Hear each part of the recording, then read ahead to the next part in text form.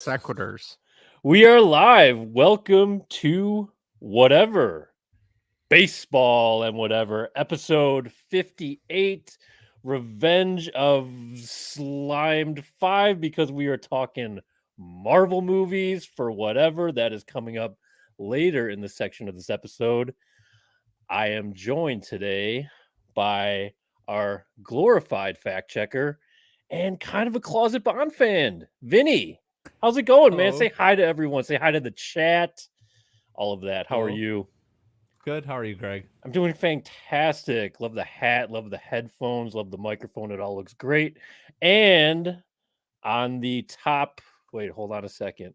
Right-hand corner of the screen, at least at my screen, we have Justin, the reluctant leader and proud Ninja Turtle fan. Justin, how are you? I'm good. Shout out to my parents for letting me podcast from their basement. They were very worried about this not being a decent background for the podcast. So I think told I them- kind of like it better. I told them actually. not to worry. You got the play sets over here for the kids. Yep. You got I think there's an exercise bike somewhere over here. The HVAC duct. Yes. HVAC ducts, In so good condition too. Look at that. There's the Pretty pit solid. where No I lower dents. the lotion in for the people, or they get the hose again. That's over here to the left. So we're in good shape. No, so thank you for them Good. for letting me do this. So appreciate it. Awesome. Yeah. And thanks to everyone that is live in the chat right now. I don't know if that's anyone yet, but we'll see your comments pretty soon. Hopefully, I am Greg. I am part of this podcast, have been for a while. I do talk a lot of stuff about video games and James Bond and bad baseball takes. It's true. If this is your first time listening to us, we are Baseball and Whatever. Pretty self-explanatory. Email us, baseballandwhatever@gmail.com. This podcast is partnered with the Belly Up Sports Podcast Network, where you can also email us. We have some email address to them that we do not check because we do not receive emails there. Twitter, follow us at Baseball and What. You can follow the boys. Their Twitter handles are posted. You can look at the screen right there. Check out the video clip. I'm not going to read them to you. Mine is not posted. But if you tweet me at my posted name right over there and tell me who that is and what movie with is, you'll receive a prize from the podcast. So be sure to get in touch. Instagram at Baseball and Whatever, Facebook.com /baseball and whatever. YouTube.com/baseball and whatever. Thank you very much. Custom URL and the famous text voicemail line 913-808-3278. That number again is 913-808-FART. Oh, felt good. But as always, we start off this episode. Like I said, it is episode 58, Revenge of whatever I said before. So we talk about our favorite Chicago athletes to wear the number 58. Pickings are getting slim right here, so we'll see who we came up with. I came up with some 58s on the White Sox. It's a very popular White Sox number. For the White Sox, I had a guy who wears it now. He pitched pretty well the other day, is Jimmy Lambert. Oh yeah. Good job. And another guy that came up, I remember this distinctly because this guy's a fan favorite. He's Vinny. This is like Vinny's guy. He made the Cubs look well. I guess that's not too hard, but the Cubs kept him employed a little bit longer on the Yankees. And he pitched for the White Sox in 2019 or 2018. I can't remember. But that is what was 2019. Yep. That's our guy, Manny Benuelos. Thank you very much. Mercy. And then I got actually I'll throw in the Cubs right here because I have the only Cubs Sox guy, former Rookie of the Year catcher Giovanni Soto, 58. Oh God, I forgot about Gio Soto. He switched with 18 to the Cubs later on when he got more of a I think after he won Rookie of the Year. But yeah, high hopes, right? He was didn't turn out so well, and he was a hack with the White Sox. And then a long time ago in a galaxy far, far away, Francisco Liriano when he was with the White Sox. I believe was also a 58. Yep. That's who I had for my team. I don't know who you guys had for the White Sox or Cubs or anyone. Vinny, who do you have? For the White Sox, only one other one of notable, Bobby Thigpen. Oh, okay. Yeah. Yep. He's a 'Cause pitcher. the only other one I remembered, Steve Christmas, brother of Lloyd Christmas. Lloyd? Lloyd, yep. That's about it. A bunch of guys that wore it in 49 for 1 year. There was 1, 2, 3, 4, 5 guys that wore it supposedly in 1949 for the White Sox. Really? I don't know how. Wow. Popular Jim number, I guess. Ballmer, George Yankowski, Eddie Malone, Rocky Kersnich, and Alex Carrasquel. Okay. All wore 58 in 1949 per Baseball Reference. Wonder what was going on with that. I haven't heard of any of those guys. No, I don't know any of So, those guys. Cubs, I don't know either. I can't think of any other Cubs that wore 58. No. Greg, do you remember Miguel Gonzalez? Pitcher? Yep. Yeah, he pitched for the White Sox too, didn't he? Yep. 2016 to 2018. Yeah, I remember him. He's on the Wore Cubs 50 also, or just the White Sox? Just the White Sox. That name does sound familiar. And Al Albuquerque. Oh God, that guy was a turd. That's about it. Yeah, for the White Sox. For the Cubs, yep, Giovanni Soto. Yep. Do you know who wears it currently, Justin? Chris Martin. Coldplay. Fan. Of course you got that. He's better off being a Coldplay. I'd rather be the Coldplay singer than the Cubs pitcher at this point. They probably pitched about the same. That's about it for the Cubs. Mike Mahoney, 2000 to 2002. No idea. No. Jose remember him. Escanio, 2008 to 2009. That sounds familiar. Vague Whoa. for him. What's the last name? Escanio, ASC. Oh, I thought you said Vizcaino. No, it's close to that. Yeah, I remember him. Nope. Yep. That's it for the Cubs. Guys got any Bears? Yes, I do. Should at least I've have one. One right now. He's a stud. Roquan Smith. Oh yeah. 58. Yes. Other than that, I have no idea. I can't think of anyone. Jonathan Anderson, Okay. linebacker. DJ Williams. Yeah, I was gonna say DJ linebacker. Williams. I remember him. Yeah, was he 58? Okay. Yes. That kind of rings a Gino bell. Hayes. Gino Hayes. No. No. Chris Villarreal. That sounds 96 familiar. to Yeah. 03. I vaguely remember remember. that Was he a one. lineman or a defensive end or something? I think it was I thought it was. What was I he, feel like I guard, remember that center? guy. Okay. Jay Lewinberg, Oh gosh, no. 92 to 95. Mm-mm. And then 84 to 87, Wilbur Marshall. Wilbur. Nope. No. Don't remember him. And then a good football name, Jerry Muckenstrom. That's a 76 name. to No boy. Yeah. 83. Both were appropriate sound drops, I think. Right? That's it. For the Bears. No more. Where's no Pretzel? Bulls. No Bulls? Okay, I No couldn't think of Bulls. any. Blackhawks? No, Blackhawks, Justin? there's three. I believe PA Parento wore it for a little while. He wasn't given a chance. I want to say Mackenzie Entwistle wore it this year, maybe. Good job. And I know I don't know if there's anybody else besides that, but Ivan Droppa, I've never heard of that man. He does not exist, honestly. 1994. Couldn't tell you. Couldn't tell you. This man here is dead. Take him off the list. Yes, so that's it. Short order. Not a lot of players for the Blackhawks. Not a lot going forward either. No, it's pretty slim pickings at this point. Where's Pretzel Vince to chime in on some of these Bears that we don't know about? Jerry Muckenstrom. Yeah, exactly. I want to know more about him. So, Right. those are 58s, boys. Yes. That is we're good. 58. 58. Oh man, they're getting rough. 59 is going to be an interesting one. If we make it, if we don't get shut down after It's this going to be episode, like but all football and all hockey numbers at this point. Mostly Yeah. football not numbers. Even, I not think. even. Yeah, I was gonna say not a lot of hockey numbers. even a I was lot of looking hockey, at, yeah, no. one or two I know guys. at least 2 White Sox right now, but we'll get to that next week. Fair But enough. yeah, 59. Ooh, not pretty. Not Can you pretty, believe ladies we've and been doing gentlemen. this for 58 episodes already? That's a lot of podcasting. And plus shout out lives. to whoever is watching our stuff. Our last 2 last viewers 3 or right 4 now. videos. Well, yeah, that too. But our last like 3 or 4 episodes have hit over 100 views. So thank you to everyone who's watching. Getting So, I'm popular. wondering if they're just Yeah. watching Greg's the show stuff, and then it just clicks onto the oh newest video well, of shit, us, and then Vinny, don't bum me out. Well, Damn, because those are views, boys. Views. Yeah.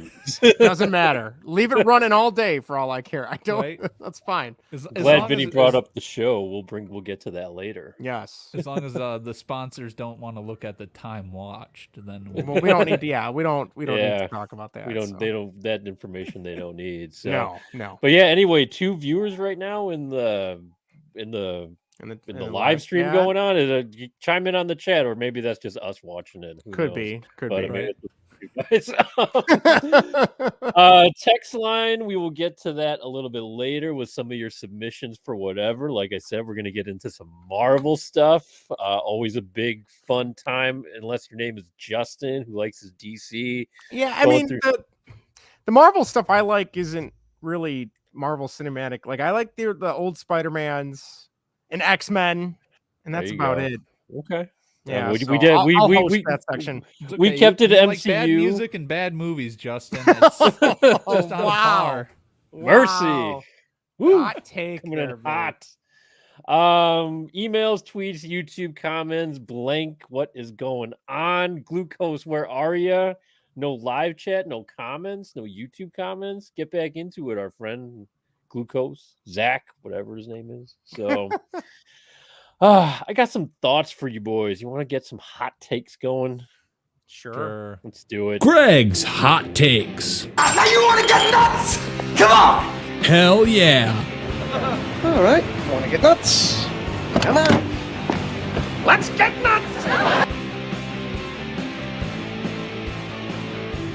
Thank you, Vinny. Thank you, George Costanza. Guys, with Obi-Wan going on right now, anything Star Wars, anything revolutionary, it starts discussions, and those turn into, verbal lightsaber battles towards the end on Mustafar, but amongst fans, even with, whomever it is.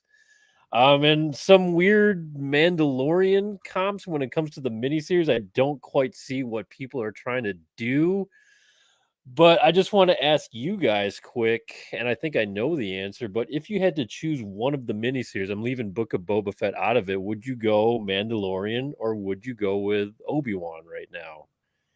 If you had to Justin, you wanna choose go one of first? these. I'll jump in here. I think I'd still go Mandalorian. Just Really? Yes. Wow. Okay. Because it ties into the original trilogy, which is more my wheelhouse than the prequel trilogy. The Obi-Wan's good, and I'm really Yes. liking it. It's very concise, which is nice because Mandalorian has a few episodes here and there where it's like, this is clearly filler. Yeah.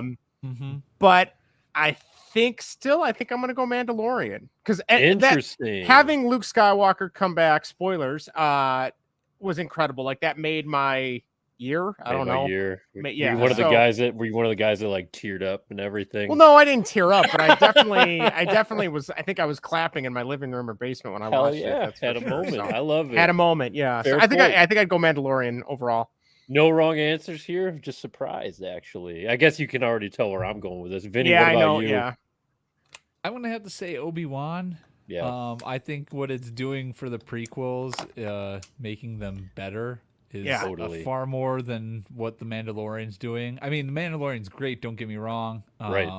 I do like how concise and to the point, succinct, if you will, Yes. Obi-Wan is. There's a lot of yada yada yada going on in the Mandalorian that's kind of drawing too many yadas in there. But yeah, I think especially leading up to this last episode, you see where it's going to be heading. It's going to be great. Yes. Great Yeah. ending. Yeah, I'm all for the Obi-Wan, but I'm also kind of a sucker for like recency bias as well. Yeah. Sure. Um, Sure. but yeah, Could all I change think by yeah. yeah, Obi-Wan's been great, so I've been Yeah. enjoying the ride of that as well. Greg? I took the approach kind of like you, Vinny. Yes, there's recency bias, definitely, but with the Mandalorian, I love the Mandalorian. Don't get me wrong. I think it's great Star Wars. Definitely the kind of Star Wars I want. But when Obi-Wan comes on or the new episode is on, like I am, if I'm able to, I'm dropping what I'm doing to watch this shit. And I didn't do that with Mandalorian. Like with Mandalorian, I fell behind with some episodes. You're like, Craig, you're like 4 episodes behind. What the fuck? Catch up. I'm like, I know. I'm trying to get there. And then, like you said, Vinny, there's some yada episodes. I'm like, well, these bucket motherfuckers just talking all the time. What's going on? What's happening? Where's Gus Fring with the oh god, what's it called? Darksaber. The Darksaber. Dark Thank you. I want to Saber, say yeah. the Dark Blade. I'm like, that's not right. That's fucked up. But yeah, with Obi-Wan, I'm just like, shit. Got to get to whatever outlet I can. I'll be watching my phone if I can, or my computer if the TVs have Paw Patrol on or whatever. I'm like, I got to see you, and I got to see what's going on next.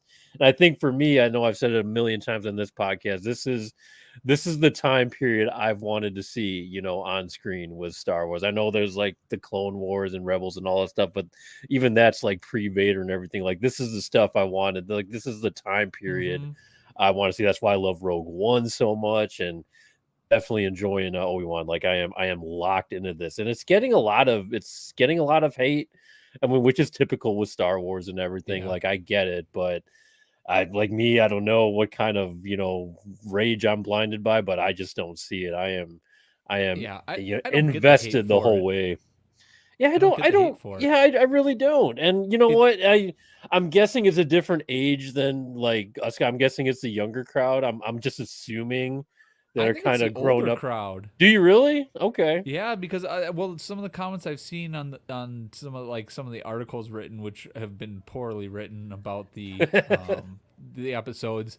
Yeah, it sounds like they're older people, not younger people. Really? That Okay. That had like grew up with the original trilogy as like their main ones, and it seems like the people that grew up with the prequel trilogies actually have a better understanding, grasp of what they're trying to accomplish with this.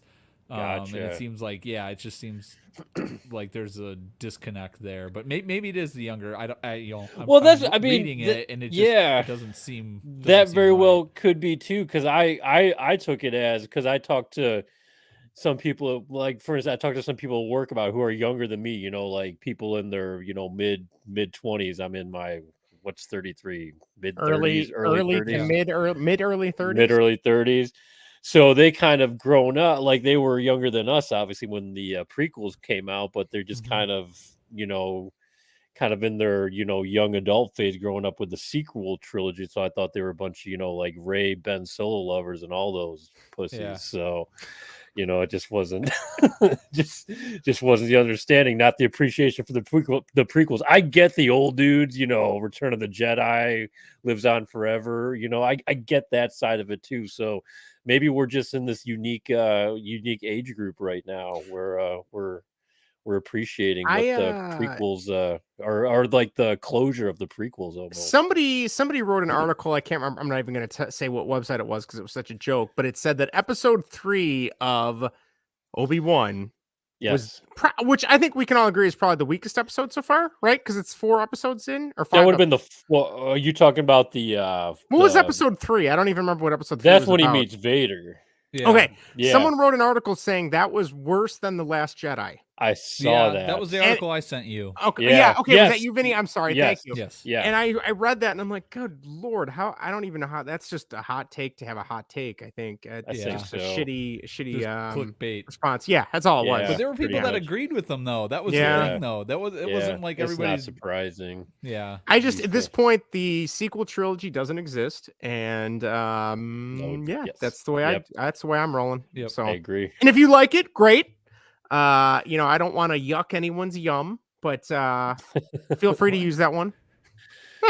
You But, just don't want to. You did don't you want just another make bad that up? review, do you, Justin? no, but like it's not my thing. So if you like it, great. I disagree, and I will be happy to have a discourse on why you're wrong.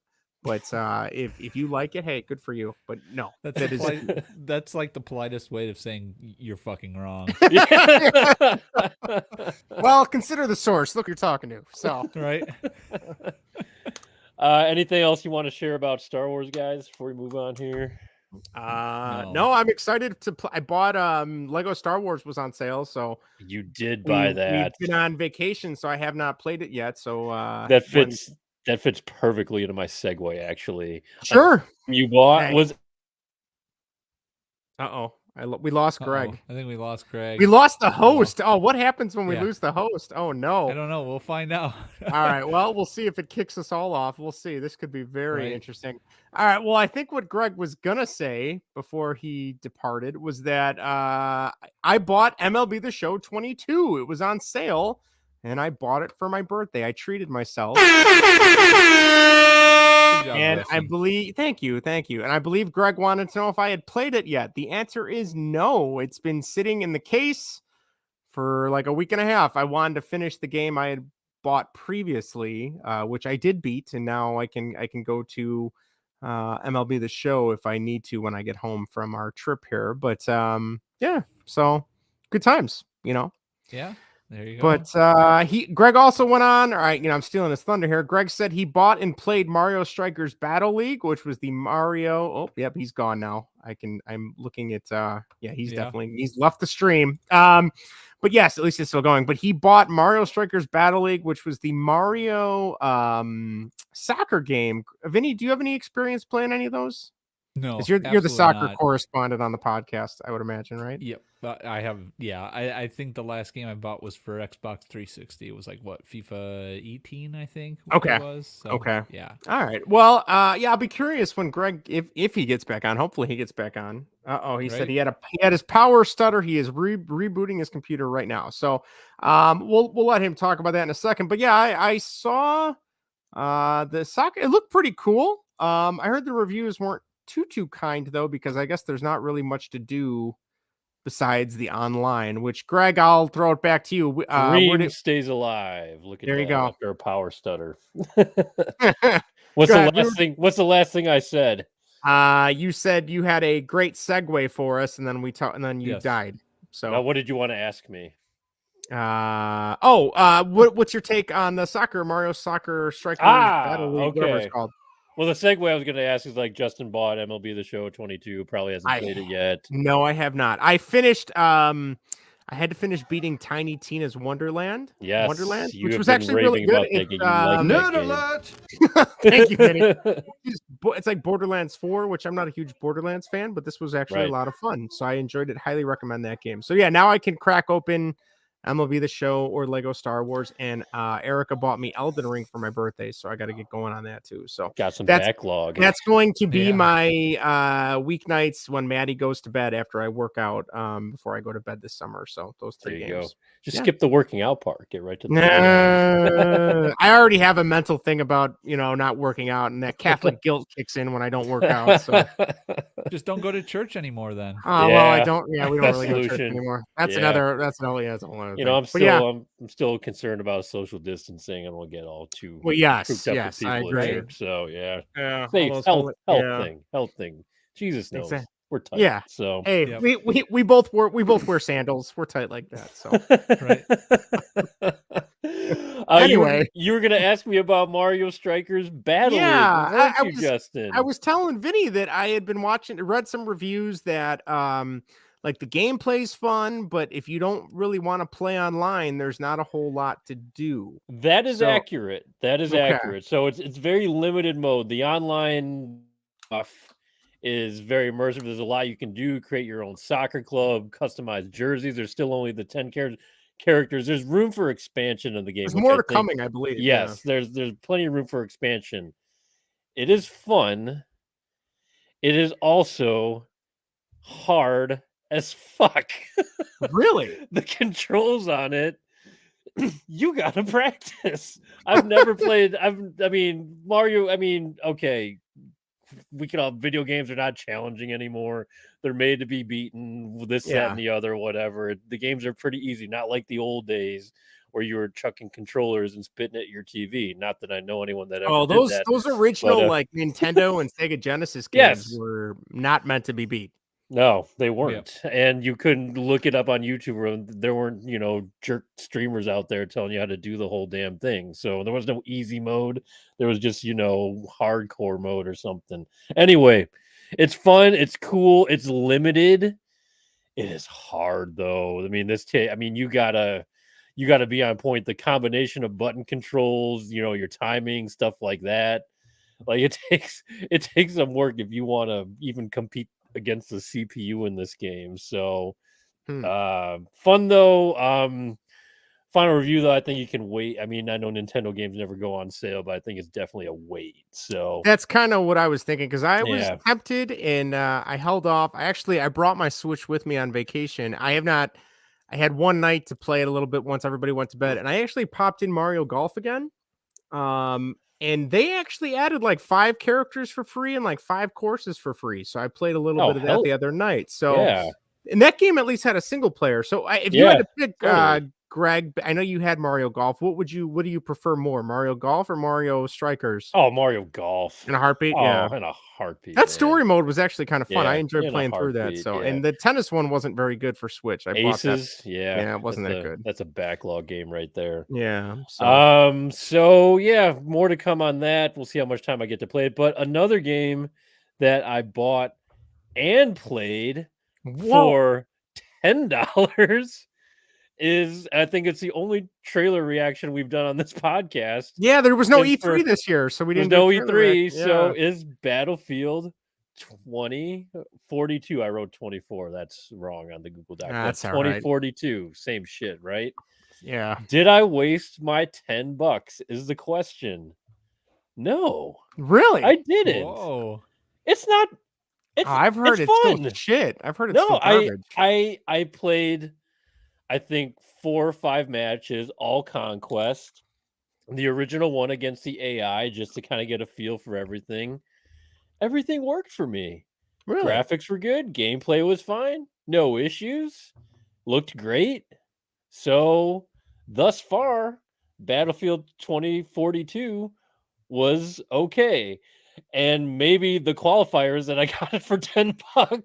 $10, and there's been what? They've been like scrambling to magically update the thing as much as they could since it came out in November? Because this game is still going full price at several places, and that is not going to sell. I mean, it came in like a dumpster fire too. Right. Things were broken. Yeah, but I'm also I don't know what patch has been done with this game, but I'm kind of basing on the fact that you can still probably find this game at Best Buy for $40 or something on that on current gen, which is expensive. But as far as running, as far as playability, I mean, it's definitely traditional Battlefield out there. It's not like run and gun, close quarter Call of Duty, so it is a different style of gameplay. I had fun with it. Supposedly they're done supporting it too. I heard like they're already backing away from it and moving on to something else. Oh my god! Gosh. After a year, after a year, not even a year, not even 8 months. That 7 months. So usually there's like at least 1 to 2 years of support. And that came, and this was years after Battlefield 5, right? Yeah. That was the last one. That was a good one. I played quite a bit of that. That's unbelievable. So wow. But yeah, did a couple things on it, played some matches, not too bad. So I'll have to hit it up again, see what happens. I was pleasantly surprised. I said, anytime you put like $9, in front of me, or $9.99, and then you say, hey, this game that's usually, even if I don't want the game, it's like still gonna buy it. Just like I lose control, like someone's controlling me, and I go to check out. Well, didn't you did that for NHL 22 and Cyberpunk too, right? Both for like $10, and you bought both of them. Yeah, couldn't help it. NHL 22 was a good pickup. Cyberpunk haven't really got. We were so hyped for that game too. So that game's been patch-o-rama, man. I mean, that thing has more patch than games. So yes, accurate. So those are the thoughts I had for you guys. Nice, really quick. Those are the hot takes. Before we get into baseball, we'd like to thank our new partner In the Clutch for joining up with us here on Baseball and Whatever. In the Clutch is an awesome sports apparel company that is known for their licensed MLB, Negro League, and MLS apparel, along with great shirts to rep your favorite retro hockey, baseball, and football teams. Even better, head to www.intheclutch.com now and check out. And at checkout, use promo code baseball and what to get 10% off your order. 10%. Not bad. Use that promo code baseball and what. How awesome is that? Once again, that promo code is baseball and what for your 10% off your order. So head on over to In the Clutch. You won't be disappointed. Ready to talk some baseball, boys? Let's do it. Yep. Baseball. Welcome back to Major League Baseball. Sort of. Taking a look at Chicago's two favorite teams and other happenings around the MLB.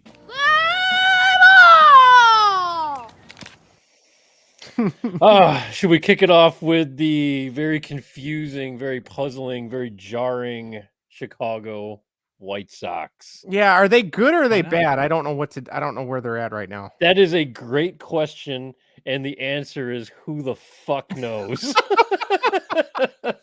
Okay. Greg. A fantastic series in Detroit. A sweep. Detroit's terrible. I don't care. It was great to beat down on those fools, man. I had fun watching White Sox baseball after it was just a complete travesty of an organization. Probably still is a travesty of an organization just a week ago, but the games were terrible. And I'm in this very weird space right now where I don't, because it's so weird. I mean, like they say, winning cures a lot of things. But it's almost like, you can't fool me again, because I wouldn't say they're back, but what they should have is momentum right now going into Houston and then playing Toronto next week. So we got a lot of division. Yeah, well, we got a lot, even for me, the series afterward, I mean, because we got like 2 straight weeks of division games after we face the Blue Jays. I'm actually going to be at the game I'm going to be at the 4th of July game against the Twins. So I'll be yelling at those pukes out there. But yeah, we have a little momentum going forward. I don't know what to expect with the series coming up, but with the big division run coming up, I mean, I think that's going to be, starting July, whenever the series starts against the Twins, whether that's the 4th or the 3rd, the day before that, this is going to be make or break. This is going to be, Anakin, Obi-Wan on Mustafar, and who gets to wear the Vader suit in the end. So, well, Greg, they had to leapfrog the Guardians first, right? They do. Yeah. I mean, yeah, they're 5 games out. We're still 5. So, I mean, it's kind of sad that we couldn't come out of that series, above 500 or at 500. We're still below, which is, still kind of shit, but momentum wise, if it's anything, we'll take it. I am just not convinced right now, though, because we could very well just go into Houston for a good old spanking, which is a probable thing. So yeah, I'm walking on eggshells right here with this team right now, because it's just been, such a roller coaster of emotions watching this team. One day I'm like, oh, I got a smile on my face. They're scoring runs. I love Jose Abreu. And the next, or the day before, I'm just like, just fire them all, Can we George, it's like George Costanza. Hey, Keith Hernandez, how come the whole plane doesn't go down? What was your take on what did Tony do this weekend? What did he do that was really dumb recently? I'm already drawing a blank because he's done so many dumb things as of the intentional. Yes, we didn't talk about that last week because we had Cody on. We did because it happened that day. Yeah, it happened that day. That's right. Yeah, that was terrible. That was horseshit. It was so funny to see so many people calling for his job, and the fans were yelling and booing "Fire Tony." Yeah, they had Fire Tony chant going, and nothing has changed. But they're winning, so things will go away, right? It was just a smut. I mean, he's still on the shit list. Like he's not escaping, the scrutiny by any means. We're just happy the team's winning. We still hate Tony. Don't get you wrong. Don't worry, Tony. We Okay. haven't forgotten Just want about to you. check. I wanted to Just a see. smugness after the fact that really pissed me off when he defended himself. If he had said, guys, I was wrong. I'm lousy managing right there. Yes, I still hate you, Tony La Russa, but thank you for at least admitting it. Still hate you for it, but I hate you a little bit less. I'm Less? guessing. I don't know. So, Yeah. and you'll take that because that's the best you're going to get from me.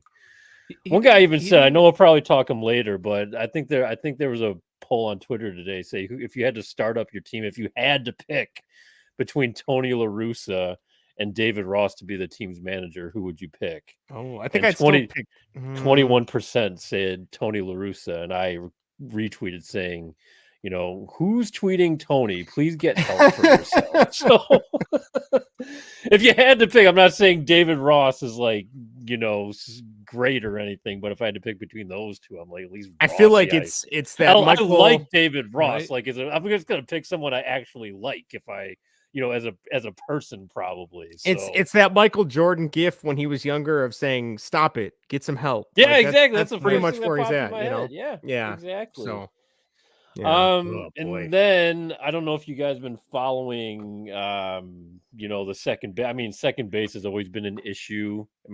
Even going into this season, what we had Leary, we had Josh Harrison, who we thought was going to be, something, but he's been absolutely nothing. Been absolutely terrible. So don't be surprised if you see a possible DFA coming up with him closer to the deadline or something. He's probably going to be dumped. I don't know who is out there for the White Sox to pick up. It kind of depends on how Nick Madrigal. What's that? Nick Madrigal. Nick Madrigal. Wish I could, but been there, done that. Sure Unfortunately, can. He's available, right? Everybody's available on the Cubs. Everyone right, must go. It's a liquidation sale. Don't think we're gonna do that. Back up the truck. right. Right now, Danny Mendick hasn't been exposed yet. So I know our guy Herb Lawrence was singing the Mendick tune, saying get this guy more starts. He has been great in TA's absence, and Leory's just terrible, but he's not going anywhere. He signed for another 2 years after this. So, yeah, I really don't know. Again, the second base question mark is still there. We were hoping something with Harrison. I certainly liked when they signed Josh Harrison because, I'm used to just cheap fuck Jerry Reinsdorf bringing in, these players. I'm like, all right, if we're going to be cheap bastards and pay a guy, I'm like, this guy's got some, got some fun to him. He's got some spunk. He plays good defense. Him and TA, if he gets the bat hot a little bit, he'll be, pimping out there a little bit. Yeah, he's hitting like 180 or whatever. Just been a bag of shit. You thought wrong. Yes, yes, he's been terrible. I knew he was going to be worse than what he has been. He was only like an all-star once, but that was years ago. But I didn't think he'd be this bad. Your expectations were low, but good God, not this low. Yeah. So. Yeah, I mean they were like medium. I'm just like, all right, we might get something out of this. He's having some fun. Problem is the White Sox are no fun, and he's not being. He can't help be fun. He can't lighten the mood because if you're bad, like no one's gonna take you seriously. I mean, you can't be walking around like being Mr. Cool and everything, and they're like, "Oh wait, this punk's hitting 150. No he sucked. fun. Shouldn't be a Major League Baseball player." So right. More frustrations with the White Sox, but I was really happy about the sweep in Detroit. Detroit's terrible. Fuck them. And we need to win more games in the division because we got some climbing of the ladder to do. And I think people are taking the fact too that the Twins might be looking to bolster too. The Guardians are not going to do shit because they never do. No. They probably didn't expect to be in second place. They're above 500. Right. Didn't see that coming. Guardians, man. I mean, you can't. People say they didn't see it coming. I never rule it out, man. I never rule out the Guardians, dude. Even though they're a shit organization, they can have crap, offense or whatever. The pitching figures something out, man. They figure out a way to win games, and they're not good by any means. I don't think any team in this division is particularly good. Yeah, but I mean, these teams aren't doing anything in the in the postseason. I've kind of already accepted that. I mean, it's just kind of win the division at this point is salvage some sort of dignity you have left, whatever's left, because it ain't going past the first round this year. It'd be floored if it did, unless they land like Aaron Judge or something, which isn't happening. But Right. yeah. So that's where I'm at. So heading into the series, I guess we'll see. They could easily revert back to the pieces of shit they have been. So until I don't see it, I'm going to assume that I'm going to see it. So It would give us plenty more content if they do go back to being bad. yeah, that is true, but I'd rather them be good. Yeah, I guess you're just right. for my sanity. I'd like to wear the jersey. I'd like to wear my jersey again without feeling like a bag of shit. So That's how I feel about wearing my Cub stuff at the moment. I feel like a moron. I know. It makes it hard to root for you. So What am I doing? damn baseball. Yeah, tell me about it. Baseball. That's all I have on the White Sox, boys. I don't know if you guys had anything else. No, not on the White I think Sox. you covered it all. Yeah, I mean, no hot takes. It was great to see him beat up on Detroit, which is what good teams do. They beat up on the bad teams. Now they need to compete. I mean, I guess they competed with the Rangers, but are the Rangers really good? I mean, they should have won they should have won that series at least, maybe. Oh, absolutely. Rangers are terrible. They're worse than their record right now. So yeah, so it'll be interesting. They got 2 big series coming up, and then they got the a lot of division games coming up. That's where they can make their ground up. So yeah, they're behind right now, but I think they can easily make it up if they start playing good baseball. But that's the problem. We'll see. Yeah, good baseball. Good baseball is hard to come by. Haven't seen a lot of it since last year's All-Star break. Yeah, since the All-Star break last year, they've been playing bad. Right, which isn't good. True. That's true. It is true. Terrible. Yuck. Roller coaster. Can't take it anymore. Can we please talk about another bad baseball team? Shittier organization? Can we stop talking about my bad baseball possible? team and talk about your bad baseball team? I didn't think it'd be possible to talk about a worse baseball team than the White Sox like a week and a half ago, but here we are. The Cubs said, hold my beer, watch us. That's this is a hold my beer moment 10-game right losing here. Skid. Second, I believe it's the second 2-digit losing streak for the Cubs with David Ross this season, if I'm not mistaken. It's crazy. Is it the second one? Second one this year, or the second time that's Second happened one in the last 2 2 seasons? years? Maybe yeah, 2 because years. they had Yeah, 11 something game like that, skid yeah. last year. That's what. Yeah. And then I think they Yeah. had a longer one. They had and a if 14 game skid too after everybody was traded, shipped yeah. off. At that point, boy. Yeah, I saw that Jed Hoyer came out and gave a little speech about how they fully support David Ross and they're really proud of the work he's doing. I mean, what is he doing though? I don't know what he's. I mean, he's a yes man. He does what they tell him. I'm assuming, That's right? probably what they trying to like. make chicken salad out of chicken shit. Pretty much. And it's very obvious he does not have the correct ingredients to make said salad. No. So. Yeah. It's God. I don't know. Go ahead, Vinny. I'm sorry. Go ahead, Justin. No, go ahead. I was just gonna say, like, the last couple of weeks, I was still tuning in and watching games because they would kind of hold strong until like the 6th or 7th inning, and then the wheels would come off. Or typically the wheels would come off in the 3rd inning during the starting pitching, 2nd or 3rd time around, and then somehow they would battle back because the bullpen was so strong, and then they would ultimately blow it at the end, which is fine. I get that. I'm not even upset when they would blow it in extra innings, but now I think they said the last week and a half, they've been outscored 85-21, I want to say, in the last 2 series or something like that, 2-3 series. But yeah, like it's pitiful. It's so bad. And Jed Hoyer comes out and talks. Why don't we ever hear from the GM? I don't even know what our GM's name is because he's hidden in like a Carter closet Hawkins. somewhere. Yeah, Yes, I forgot thank you. his name. What's his name? Carter Hawkins. Carter Hawkins. That sounds like a made up name. Like it's like somebody It's Bert Harbinson. Yeah. It's like, oh, we're gonna make up a GM Cube. for tax purposes. Yeah, exactly. George Glass. Like it's all these names of people that don't exist. But it's so debilitating because then I keep thinking like, okay, they didn't really address well, I mean, they did make signings in the offseason, but now everyone's hurt again. I don't know. And I think someone I can't remember who did the reporting, but they're 15th in payroll. I'm sorry, we're the third biggest market in the country. We should not be 15th in payroll. Yeah. And if you take out Jason Hayward's contract, it's probably even worse, right? Like, well, especially what they're putting on the field right now and their performance. It's so really I don't pathetic. know. It's just, I feel like everything has come to a head. They're really, really bad. I mean, like, I think we're tied with the Reds now, and the Reds have actually done better since they start. I think they started 3-20, and they've had a 500 ball club since then. I don't know. And they're not trying to win. No, they're actively trying to lose more than the Cubs are trying to lose at this point. So Right. I don't know. Vinny, what's your take on this mess? Here's the thing. Okay, this 10-game skid is atrocious. Their run differential is -58 in this 10-game skid. So it's very unwatchable baseball. I know I said at the beginning of the season I picked them to win the division. That's right. That's right. How much of a joke is that? But I put an outlier on that, and I said if things go bad, this team is going to be it's going to get ugly.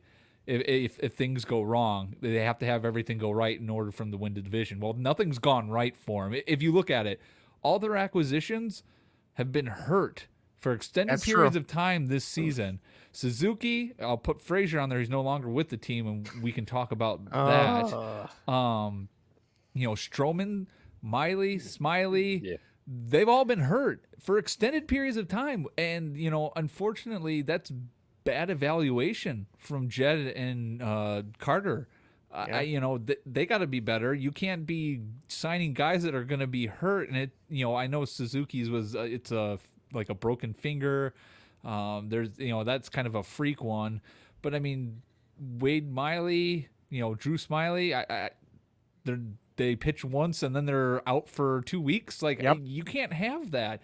And they built this team too top heavy, and they relied on guys. They wanted to see a lot of guys, like Frank Schwindel and Patrick Wisdom and Rafael Ortega and Michael Hermosillo. They want to see a lot of guys. Okay, that's fine, but that doesn't. You need things to go right in order for things not to be as ugly as they've been, and they haven't gone right. They've Patrick Wisdom, I guess, has been what you need him to be after that really slow start. He's been serviceable. I think dating back to last year, over 162 games, he's hit like 40 home runs technically. So in a season, he's hit 40 home runs. That's what you kind of want out of him.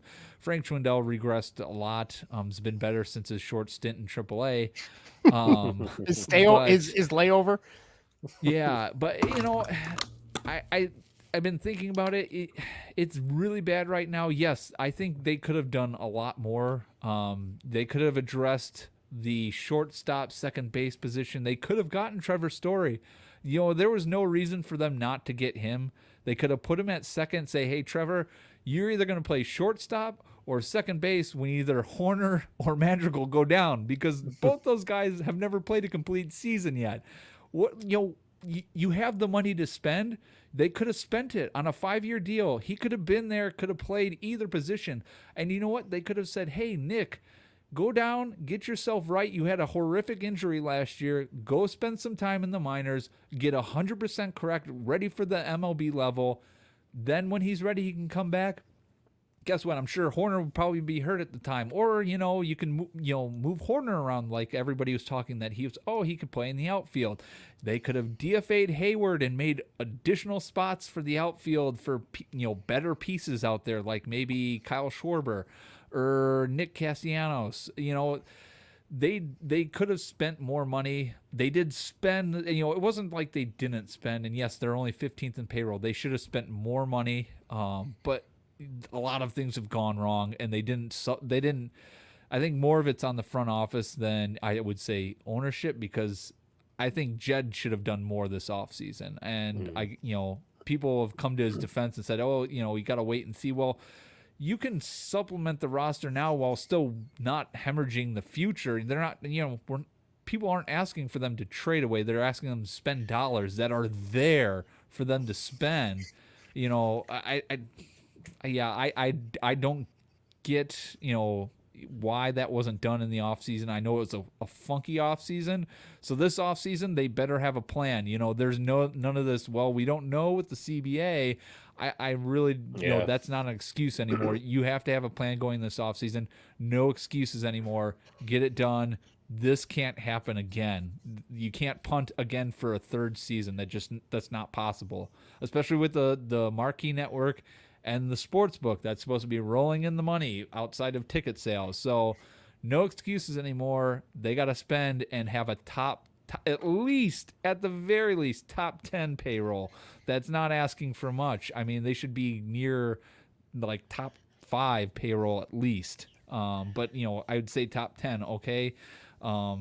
But yeah, it's got to be better. Next season they can't be doing this, having these long skids and we have guys injured. Well, every team has guys injured, but they supplement it with better players. Either you identify them in your organization and bring them up, and hey, maybe DFA Hayward to make room for a younger player like a Nelson Vasquez or Nelson Maldonado. I don't know if I got their names right, but the Nelsons who are killing it in minor leagues.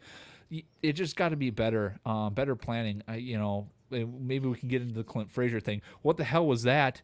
Like, why did I know Clint Frazier wasn't going to save this season, but he's got a lot higher upside than Jason Hayward. Yeah. What are you doing? What are you doing leaving him on the roster?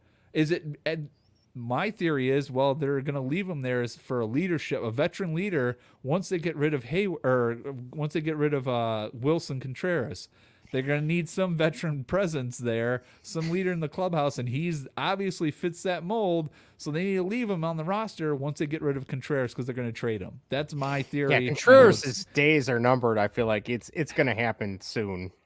Yeah. It looks inevitable at this point, I think. Well, you look at I'm looking at the standings right now. In the National League, there's one team worse than them, and that's the Nationals. They are 23-43. The Cubs are 23-40. And then if Cubs were in the American League, they are only above the Royals and the Athletics. That is it.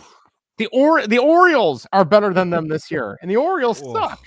Yikes. So Orioles have some bullpen though. That's what's keeping them afloat. Yeah, it's just and like you said, Vinny, like, okay, are we actually trying to put a competitive team on the field? Are we trying to evaluate what do we have for next season? Because Clint Frazier is still like, he's not old, but I mean, he's not young, but he's not old. Like, you could possibly keep him around next season. Like, if you want somebody to play the outfield, if you dump Hayward, you could have him play be a fourth outfielder.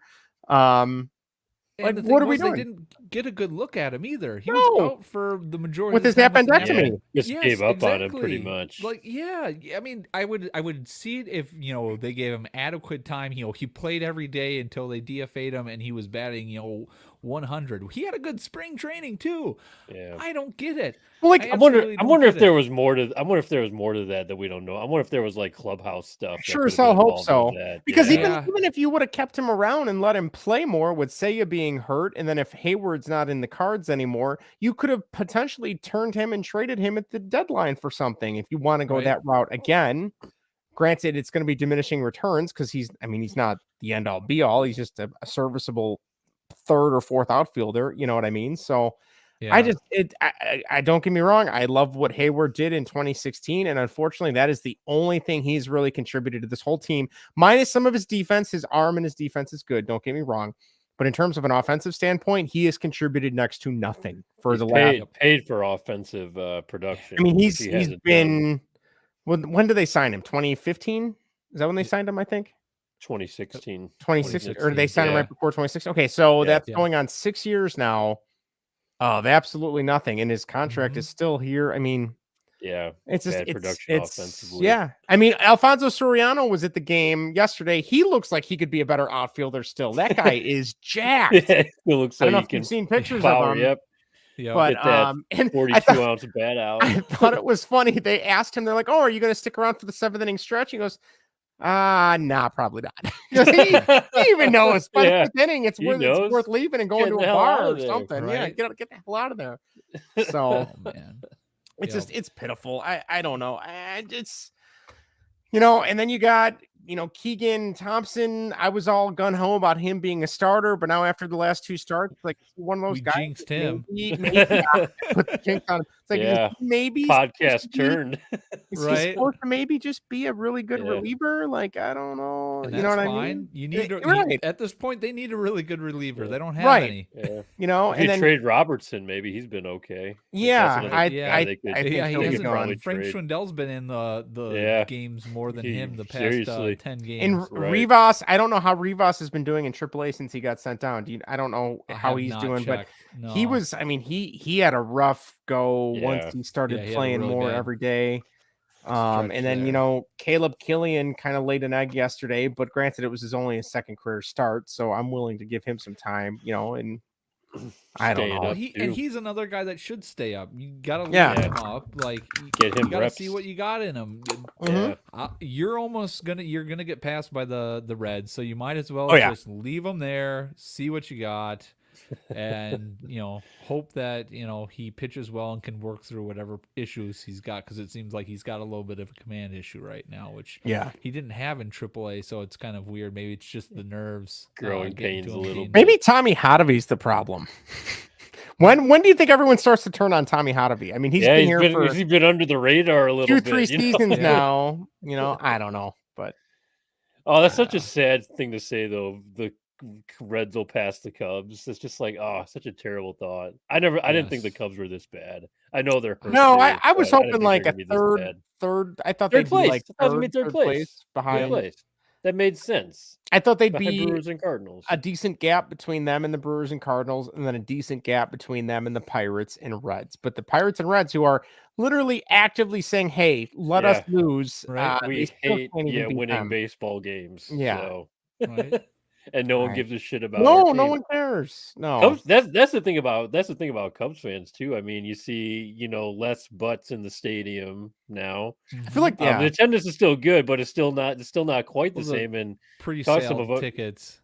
what's Like that? season tickets. That's season Yeah, tickets. tickets, Like e- they're counting exactly. those, but it's like, Right. well, what about the actual gate? Like the people Right. actually show up. And even I could even see you guys have turned from, hey, this team sucks.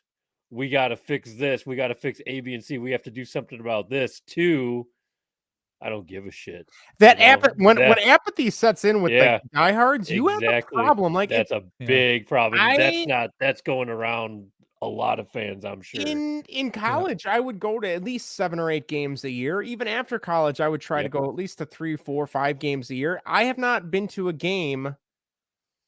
And granted, COVID and the pandemic and the way they handled all that, it's been a little bit different. But like Yeah. even prior to that, like after the World Series, when things started to kind of not fall off a cliff quite yet, but things were Right. on the decline, I haven't been to a game, I think, since 2017, 2018. And you would have Wow. to give me tickets and say, "Oh, Marcus Stroman is pitching today. I haven't seen him pitch live. Okay, I'll go see him." And drive you down there. Drive me down there. Drop you off. Maybe get me like, Get one a of those- venture pass for the Get L. me Yeah. a thing of nachos and maybe one of those batting helmets with ice cream in it, and then maybe I'll go. But otherwise, with a different team. Yeah, right. I'll wear When the a Mariners bag are over in my town. head. Yeah. Get a- Yeah, you know what? I've never seen the Mariners live. I would love to see the Padres live. Hell, at this point, I would like to see the Orioles live. I I would be happy to go see the Hell Orioles. yeah.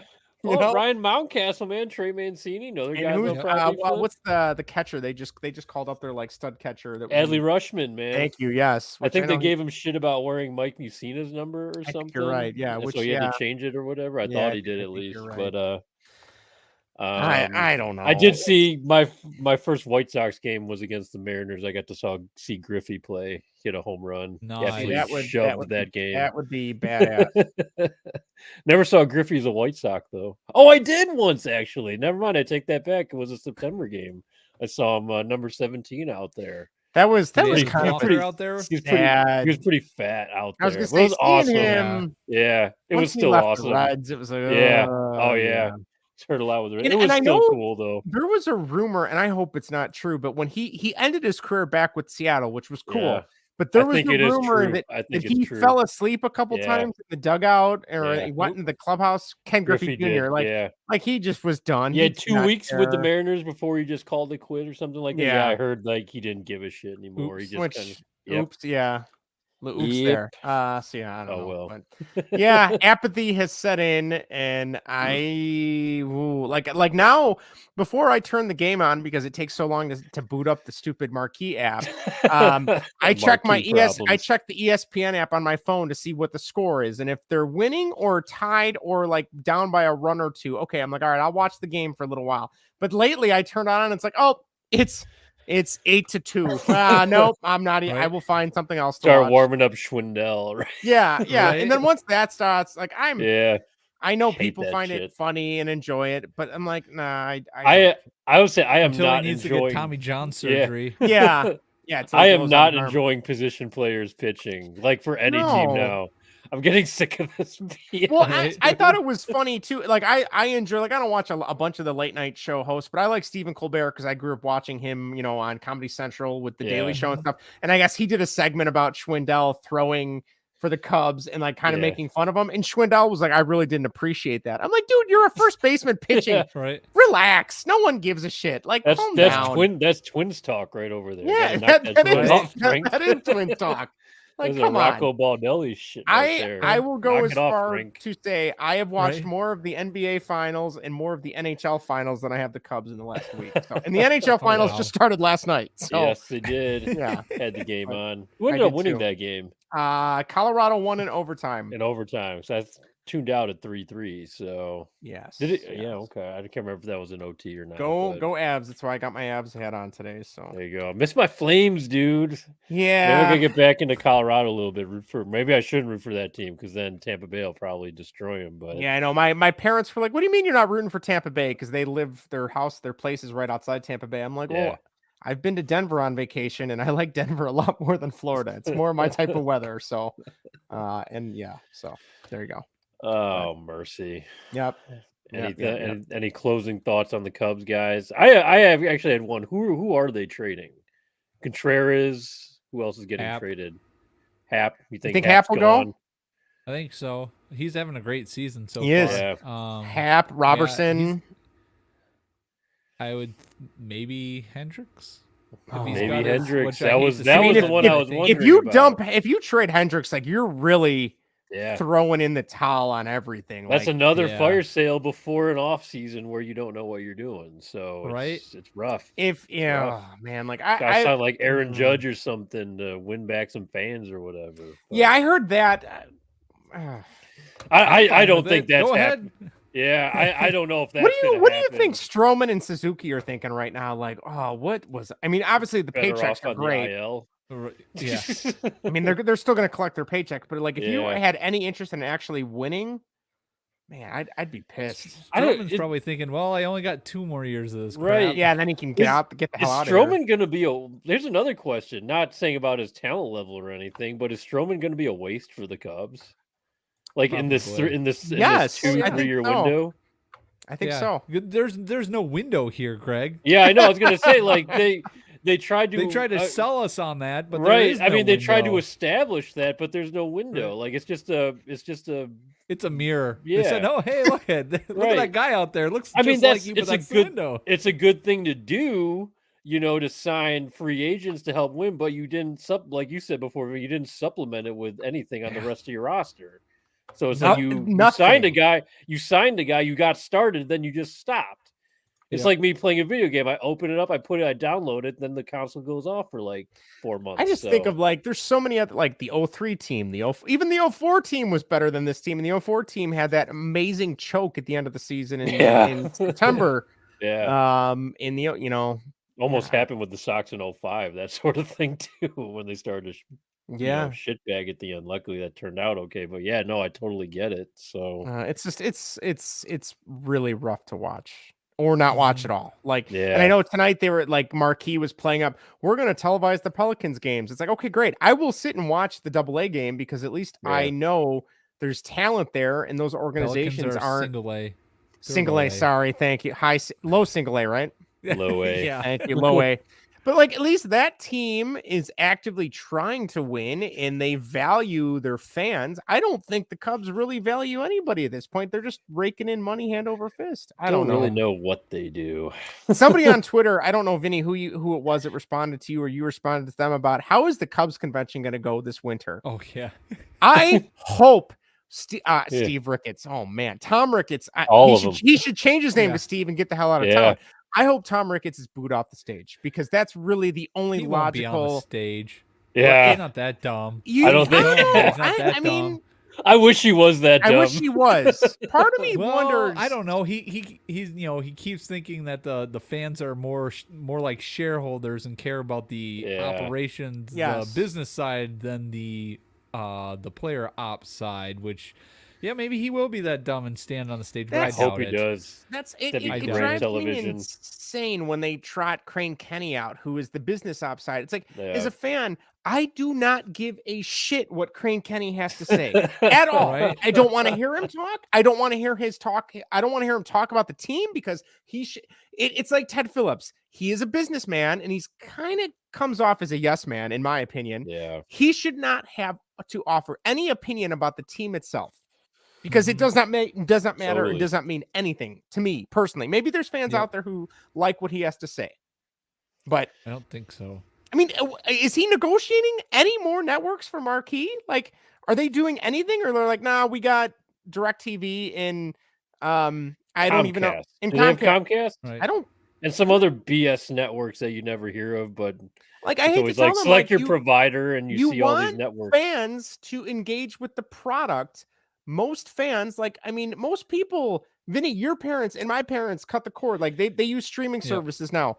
And you don't really, besides Fubo, you have no access to your fan base that stream. That's right. Like that's ridiculous. Or do the bullshit $18 a month app, which to be honest, I would have bought at the beginning of the year. I don't think I would have bought the app now. Oh, that's alarming that you even said that, Justin. You're right. And I mean, I'm getting the app for free thanks to a friend. And I still don't. There's times where I don't even want to turn the app on. I would much rather watch Sky Games at this point because at least they're a good organization. It's probably more fun to watch than the Cubs. So probably.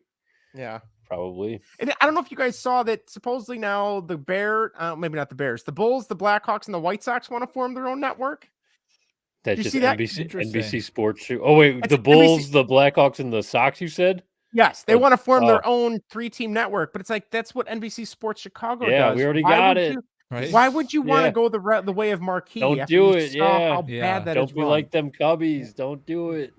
Why sports teams do that? I mean, the only team that's ever been successful are the Yankees. The Yankees with the Yes Network, but that came out in like the 80s. They were ahead of the curve. Yeah, exactly. I don't know. It's so flippin' frustrating. Yeah. So. And didn't the Sox already try to do their own network thing? They tried. That didn't go anywhere. They didn't go anywhere. He would have learned from that. Yeah, that was trash. Or unless he's like, let's add in the Blackhawks, and that'll do it. I wouldn't know if the Sox did that. I would just stop watching them. I'd just fuck you, not a chance. Just listen on the radio. Yeah. To be honest, that's what I did up until this year. Len on the radio is so good. He's very good. And White Sox broadcasting is excellent. Benetti and Stone are a treat. That has been the best thing about White Sox baseball, because they're, even when Tony does dumb stuff, Jason Benetti just goes to Steve Stone and asks why. And Steve Stone does his best to defend him, but he's reaching. In his head, he's like, oh God, this fucking idiot. He is. They are a true, and Benetti has rejuvenated Steve Stone. Without a doubt. I mean, just Steve Stone's a different broadcaster than he was with Hawk. I mean, Hawk just kind of did his stuff, and it was his way or the highway. And now that Benetti's in, it is just great television, even if the product on the field is shit. But somebody else brought this up on Twitter. It's just poor Pat Hughes. We are wasting so many years of his life making him call bad baseball teams. It's not fair. Well, he got the World Series call. Yeah, I was going to say he got the World Series call, so he did get that. Yeah, he did get that. That's what Len's hoping to get. Yeah. I don't know if it's going to be this year, Len, but we'll see. Yeah, hopefully the White Sox don't waste that. Yeah, God. I mean, at least we're on trajectory too. Yeah.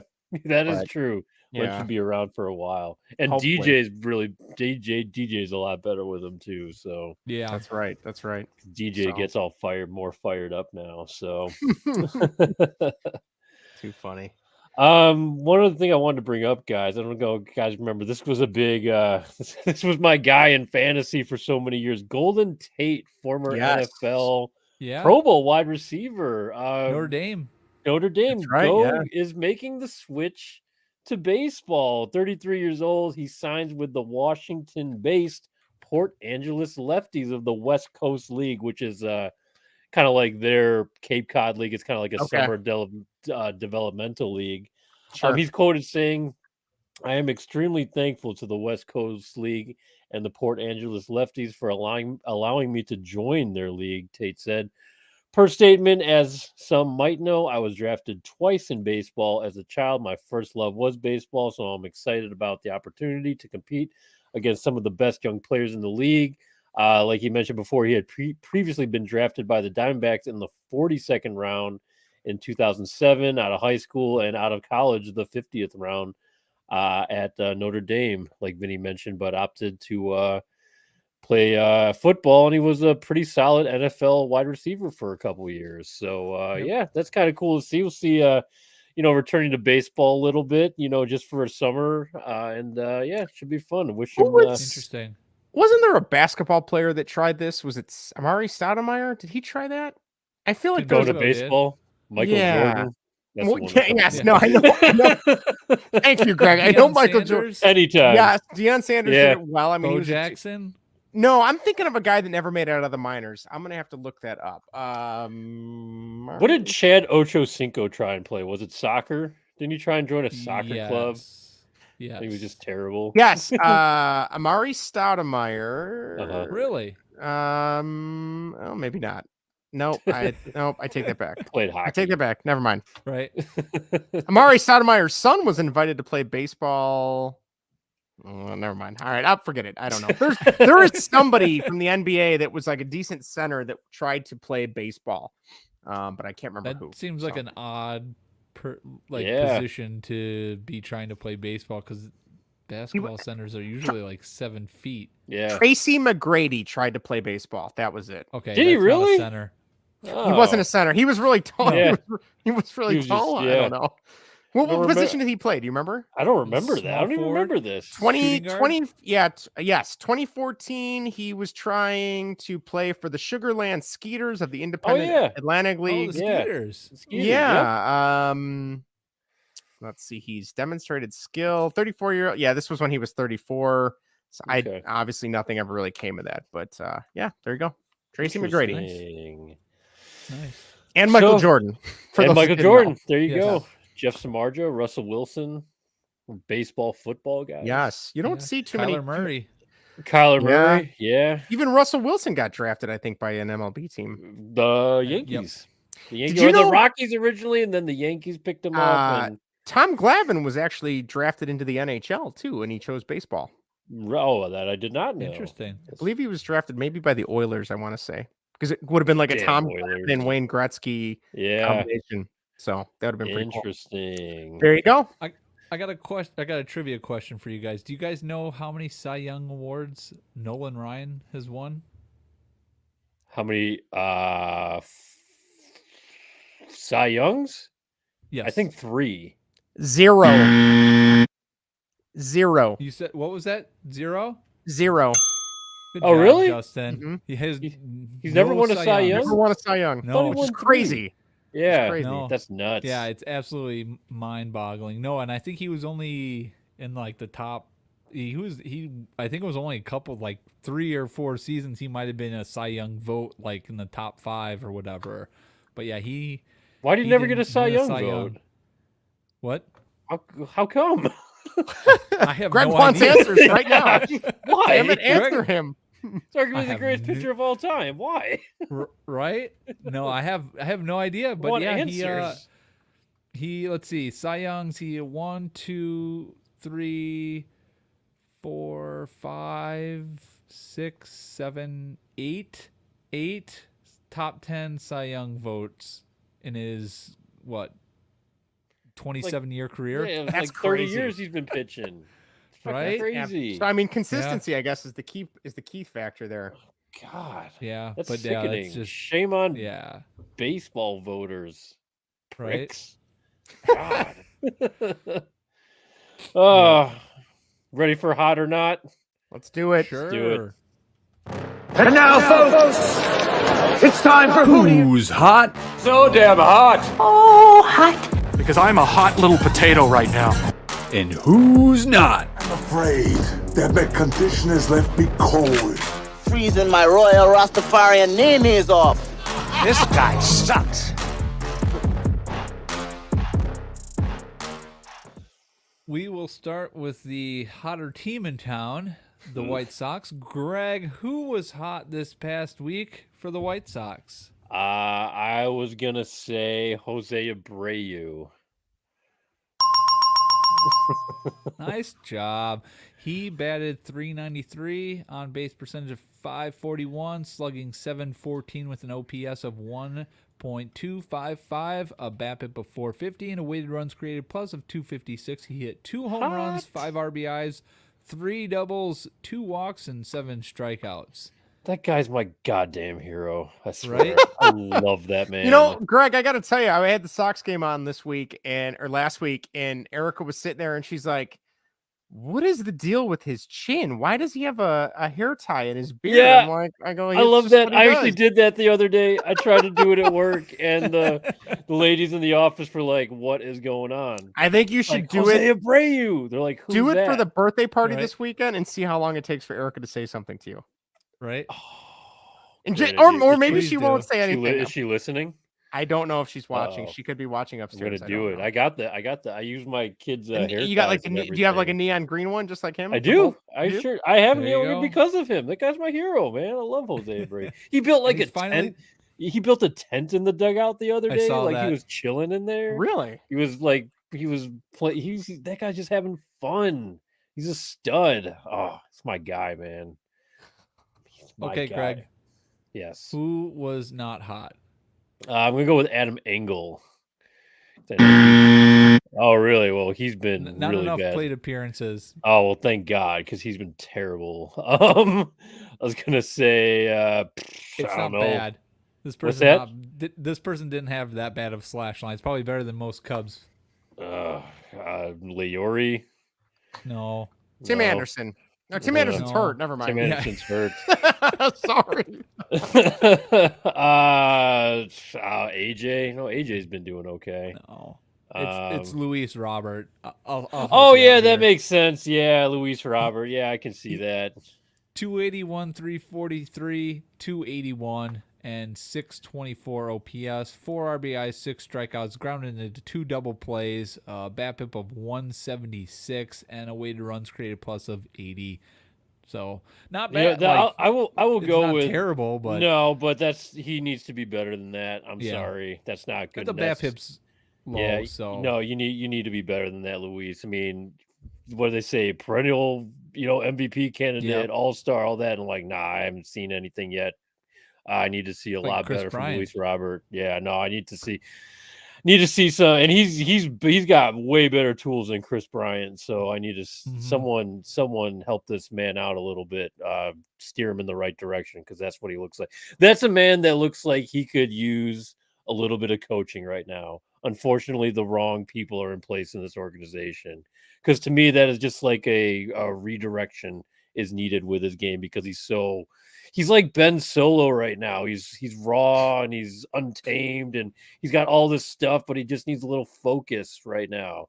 Needs a little Snoke in there to kind of keep his mindset and then unleash the power isn't there. that Tony? They kind of Tony look similar. Tony right? is Snoke without like the force power. Like Tony Oh is God, I forgot about Snoke, that character. like just in the test tube right now as Palpatine Right. was creating it. That's how it even went down. I don't remember, because that So he's a trilogy useless, was trash. So pointless character that doesn't serve any purpose. if they serve if they makes get the sense. same fate, I'd be happy with that. Oh, Just a God. lightsaber just right across. That was one of the better scenes of the sequel trilogy, I will say. Yeah. All right, done with that piece of shit. So, because I would love to say that, done with that piece of shit, aka Tony La Russa. So, Who was hot? Okay, Who was not hot? Oh, Luis Robert. I was like, who was not hot again? Went off on a tangent. So right on Tony. well, step it up, Luis. Come on. You see better. You're the 3-hitter now, for God's sake. Do something, son of a bitch. Anyway, All right. love you, Luis. Hey, I love Trans- Luis Robert, man. I'm so happy he's a White Sox, though. But it's tough love relationship. I love every person on that team, minus Tony La Russa. You just want the best for him. I do. I want the best Right. for him. And until he starts doing better, I'm going to call him a piece of shit. So there you go. Tough love. Justin, Yes. for the Cubs, who was hot this past week? None of them. No. There's a tough one. Wilson Contreras has got to be. Oh, No. okay. I have no idea then. gotta be Hap then. Oh, good job. I was Greg. gonna say one of those two. Nice Ian job. Happ, 391, 462, 609, an OPS of 1070, 1 home run, 1 triple, 3 walks, 4 strikeouts, a BABIP of 444, and a weighted runs created plus of 191. So Not pretty bad. pretty good. Yeah, not good enough to Wilson's carry been good the team. though too. Yeah. Yeah, he's been playing well too. But Who's do you know hottest? who was cold this past week? Who was not All of hot? Everyone else. All of them. Right? Yeah, All of them. You got to pick one. All of- Oh God. I'm gonna go with. Yeah. Hayward. I don't even think. Who's cold? I don't know. Ian Happ. Oh, he's hot. He was hot. Gosh, are you even paying attention to the segment? Yes, I'm kidding. I know. Greg said Ian Happ and he was hot. I'm gonna go with Frank Schwindel. This is going great. Is that because you can't take the bullpen appearances? I think these are offensive categories. Yeah, just Oh offensive. yeah, that's true. Good point. Probably a good guess though. I'll go Schwindel, I guess. It was Nico Horner. I'm sorry you were wrong. 182, 364 for an OPS of 545. Come on, 2 Nico. triples, 1 strikeout, no walks, an BABIP of 190, and a weighted runs created plus of 41. Come on, Oh, Nico. God. It's actually a guy they need to kind of get going here. He's Yeah. gonna What be. if he's not the guy? And we don't. He have might a not third be. baseman? No, Might not he be. might not be. Yeah. And what if they're- Madrigal's not the guy? Madrigal's Well, not the then- guy. No, It's he's over. not. But they should. The Cubs are going to have to get Correa when he opts out this offseason. They're going to have to do that. But yes, I would agree with that. But what I found funny is last week, Maddie had fallen asleep and I had to work on some video production stuff for one of my freelance jobs. And I was like, oh, you know what? I'll put something on in the background. So I put on an old Cubs game. It was from 2003. It was June 03. It was ESPN Sunday Night Baseball, Cubs and Rockies, Cubs and Yankees, Joe Morgan, John Miller. Like, this is perfect. Old school. Guess Love who it. is playing third base this game? And Vinny, you might remember him. Greg, I know will remember him. He was a call up. He was supposed to be the third baseman of the future. 2003? 2003 for the Cubs. Supposed to be he was killing the ball in Iowa. Oh, this is great. Him and Felix PA down the road. They are going to lead us to the promised land after 03. I don't have it. The only No. name for third base that I can think of is Josh Vitters. Oh but that's God! too late. This That's was later on. this was Yeah. the prospect after. Yes, he was after. This guy was the one before Josh Vitters. Greg, Yeah, you want to? Before Josh Vitters. This was the hot third base prospect before Josh Vitters. 03, It is on the tip of my tongue. 04. His first name was David. Oh, this is on the tip of my tongue. David Kelton. Oh, Yeah, I don't Do you remember recall that David guy. Kelton? I don't. I almost wanted to say Dave. I do remember David Kelton. I almost wanted to say. He got as much hype as Brett Yeah. Jackson and Josh Vitters, and Was he a Brett number 6? Was he a Jackson. number 6? He might have. David Brett Kelton, I Jackson. can't remember. Oh, Brett Jackson, number 7. And Eric Patterson and Corey Patterson. David and, Kelton. Okay, here's the other thing. I remember the name. I do not remember him being a. I don't remember the hype around him though. Oh, That's yeah. one thing I don't remember. The David was- Kelton. I remember the name for sure. yeah. David Kelton. I don't remember. He's the right up hype, there with though. him and Bobby Hill. We're going to be the future second base. I remember Bobby Hill taking Yep. Mark Grace's number. That was all. And then controversy at some right point there. they said, "Oh God, Terrible. Bobby Hill is not good. Dump him to Pittsburgh Right. for a bunch of people, and hopefully they don't figure that out." And they didn't, so it worked out great. That's right. Damn it, Bobby. So, I yeah, think they there you got go. They got Kevin Hart, not the comedian, but the pitcher back in that sort. Or they shipped him along. Would you remember that guy? Kevin Yes. Hart. Kevin I remember Hart, Corey Hart, 22. but not Kevin Hart. Did he Oh, have Corey Hart. glasses? He might Kevin have. Hart? Yes, he only wore them at might have. night though. Yeah, might have. Okay. Kevin Hart. Yep, another failed thing. So Mm. Josh Vitters, another name right there. Yes. 40 man forever. Yeah. Never worked Mike out. Holt. Oh, Mike Holt, former yep. White Sox too, 1 year. Yeah. Yes. Yep. It's so nice the That's Cubs like have a. the Corey, you gonna say Giovanni Vic- Soto way. Yeah, Yeah. pretty much. That was when the White God. Sox were just collecting the Cubs leftover trash. Yeah, hoping that's what we that were doing. they'll strike That's what gold. we were doing. We had Yeah. Wellington Castillo too. Remember Yep. that shit? That's right. He was a yeah. starter. Then we picked up James McCann. Turned out to fucking Yeah. turn around the pitching staff. Turn around Giolito. All I still went give him downhill credit after for that. that. I don't give Don Cooper credit for. I thought that was more Don Cooper until I heard the truth come out about Don Cooper. I was like, holy shit! And how much James McCann did for that pitching staff. God, I will always love that man, James McCann, Right. no matter what team he plays on. That guy's underappreciated for what he did for the White Sox. Should be here right now. God damn, he should be here. I don't care if he can't hit the fucking ball.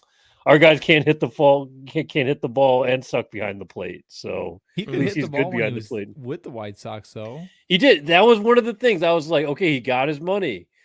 That's one of those. I believe in intangibles in baseball. That's like one of those things where a guy is just a fit in the organization. He just for some reason plays better. You know, sometimes you can't explain it. Guys sign a mid-grade guys sign some sort of deal that's good for them, and they just don't live up to it, which he's not doing in New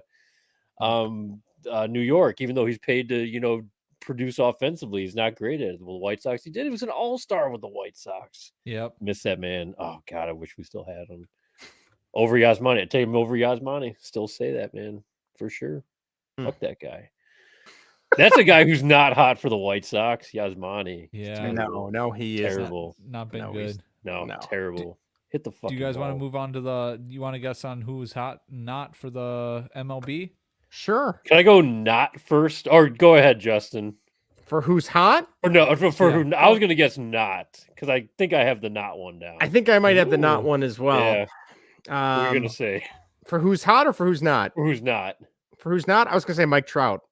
Oh. Because I know he was like 0 for 25. He was like 0 for No. 25 this week or Yeah, last he week? was struggling. But he no, still- I, He okay, did then I not. got That- nobody. Yep. But that's a good looking 0 for 25. It's Yeah. good looking strikeout, It's- Mike. oh, Real that's good. I strike out, I make it look bad. You make it look Yeah. good. When I strike out, man, it looks nasty, man. At least you look good, man. Oh, now I want to go watch Space Jam. Hell yeah. I was gonna guess Javi Baez. Oh, He's been terrible. No, it's not Javi Baez Oh, either. Well, he's terrible. It is Miles Straw. Oh, Cleveland outfielder. All right. I'm in. Yes. Guardians. All right. He's hitting 83, on base of 83, slugging 83. for an OPS of 167. Oh, almost had it. Yes, not Oh, he's good. A terrible. BABIP of 100 and a weighted runs created plus of -63. Do you Good. know happy who was about hot this week for For the MLB. Yes, I was gonna say, according to MLB highlights, I was gonna say Paul Goldschmidt. Yeah, I'll go with that. No Oh, idea. No clue. he was last week. Paul Goldschmidt was. This guy plays for Philadelphia. Bryce Harper. Boo. JT bats Real second. Muto. He bats second in the lineup. He bats second in the lineup. Yes. Who the hell bat? Is it Castellanos? I don't know what their lineup is. Reese No. Hoskins. Yeah, I'm running out of players. There you go. Hey, there you go. You got it. Reese Hoskins, 500, 563, 1.107 for an OPS of 1.670. 4 home runs, 1 triple, 3 doubles, 9 RBIs, and 6 strikeouts. A BABIP of 556, and a weighted runs created plus of 345. He is tearing it up right now. I think he had is. 2 home runs, and was it on not today, but yesterday, last night's game. So, Yeah, Damn they've been on a Philly. tear recently since they got rid of Girardi. Joe Girardi, yep. Right? Need the White Sox to get some of that magic. Fire the manager, start winning. Can we get some of that flirty, please? But let's be honest, they'll fire the manager and they'll be like the Angels. Just Yeah. still keep being bad. Yeah, pretty much. Pretty much. But they got you know, we didn't talk about it, Greg, but they got the big bastard back. You didn't want to talk about that? I will. Yeah, I know they were arguing about steak, according to Lance Lynn. So I love that. I absolutely love that. Yeah, he's a filet guy. I'm a ribeye guy. That sounds like a Lance Lynn argument. Yeah, I forgot about that. Yeah, got hit a little bit, but yeah, great to see him back. He's going to be huge. We need him, and we need him to stay healthy. So yeah, I mean, nothing flashy, nothing spectacular. He's not a flashy guy, but he was throwing his stuff. Velocity was down a little bit, but good to see him back. Could have been a lot. I mean, it could be a lot worse without him. So yeah, happy he's back. Happy he's like, you know what it is. I'm happy that spout in the dugout happened, because Super Joe out there is probably doing his thing, waving his arms like a madman, and Lance Lynn hasn't been contributing, and all of a sudden he's back, he's pitching, and now he can start yelling at people again. Like he'll just walk up to people and say "fuck you," and stuff happens. And that's what we need. We need like life, just some sort of life in the dugout, clubhouse, whatever. I mean, for the love of God. So I'm so happy Lance Lynn is back, and need big things from him, because White Sox are terrible. So there you go, Greg. I got to ask you, what's your favorite cut of steak? Ribeye, without a doubt. Yeah, without a doubt. I honestly don't care. I don't know the differences between a cut of steak, so couldn't tell you. Bone in ribeye. I know I like it medium well. No, I don't want the bone in. That's medium well. That's medium well. What is wrong with you? medium. What the hell is going on? Good night. Medium well. Might as well just throw it in the grill and just let the flames char it up for you. Good night. Have it blackened on the thing. Yeah. No, I don't. Medium well is good. I don't even get my medium. I don't even get my medium well. is yeah. Like I was always a well done guy up until about 10 years ago, and then now I'm medium well. We got to get that to medium rare. Oh no. Medium rare is. I was always told but you can get sick from that. I mean, no, you can't. Not on steak. Not on steak. You get sick on that from ground beef. Ground beef, yeah, we'll get sick. But all right, well, maybe I'll try it then. You got to do it, because you got to get. And if it's like dry aged, cut too, it's you'll learned there's a security blanket for you there, right there. So dry aged bone and ribeye, go do it. I was gonna say, Greg, is it bone in or bone out ribeye? I usually go bone in. Yeah. Okay. It's a way to be. So I'll take it either though. I mean, if getting back to the Lynn argument, if it was like I'm not in for the filet mignon bullshit. Like you can keep that stuff. That's not for me. I mean, it's fine. It's steak. Steak is steak. Bacon on it. Does that bacon? Does it really? Yeah, it's got. I think I can get it be wrapped. I've never had. I don't think I've had a bacon wrapped one. You're done. You're done. Yeah. No more from you. No more talks from you. You can't contribute to the steak conversation. I also don't mind putting a little ketchup on my steak either. Oh God, you're killing me. Now when I do skirt steak or strip steak for tacos too, I really like the thin cut skirt, but that I'm totally doing a different thing with that. So we have a good comment in the chat right now. I don't know if you guys see that. Oh, comment from our guy Zach. Dr. Toboggan. Joe, there we go. Look at that. I can man the controls. Nice job, Greg. I could get a good look at T-bone sticking my head up a cow's ass, but I'd rather take it to the butcher's word for it. Okay, so is the T-bone like from the hindquarters of the cow? Then I'm guessing the T-bone is from I can't remember. I need the diagram of the cow in front of me. Yeah, Justin, I have no idea where the cuts are. I know what they look like though, and that's the most important thing. I'm not going to the cow and saying, "Man, I want a ribeye. Let me cut it off the cow in the field." No, I go to the store and I buy it. Justin, when we went to, I remember you and I think Erica and Ashley went to Craples in Worth, Illinois. Shout out them. What did you get there? Because that's a steakhouse. And their top cut, there's their porterhouse. So I don't think I got a steak. I think I ah, got a burger or a chicken sandwich, maybe. You I probably hope got chicken I sandwich. hope you got a burger, for the love of God. I can't remember. I remember what I got. I don't remember what you got though, but I remember we were there. You're like, oh, someone's ordering Zach, steak that is here. from Tommy Tommy Boy. Boy. That's Yeah. from Tommy Boy. Zach in the chat said what movie. So there you Oh go. my goodness. All right. fair enough. Anything on the Bears? No, It they've doesn't been does it practicing. matter?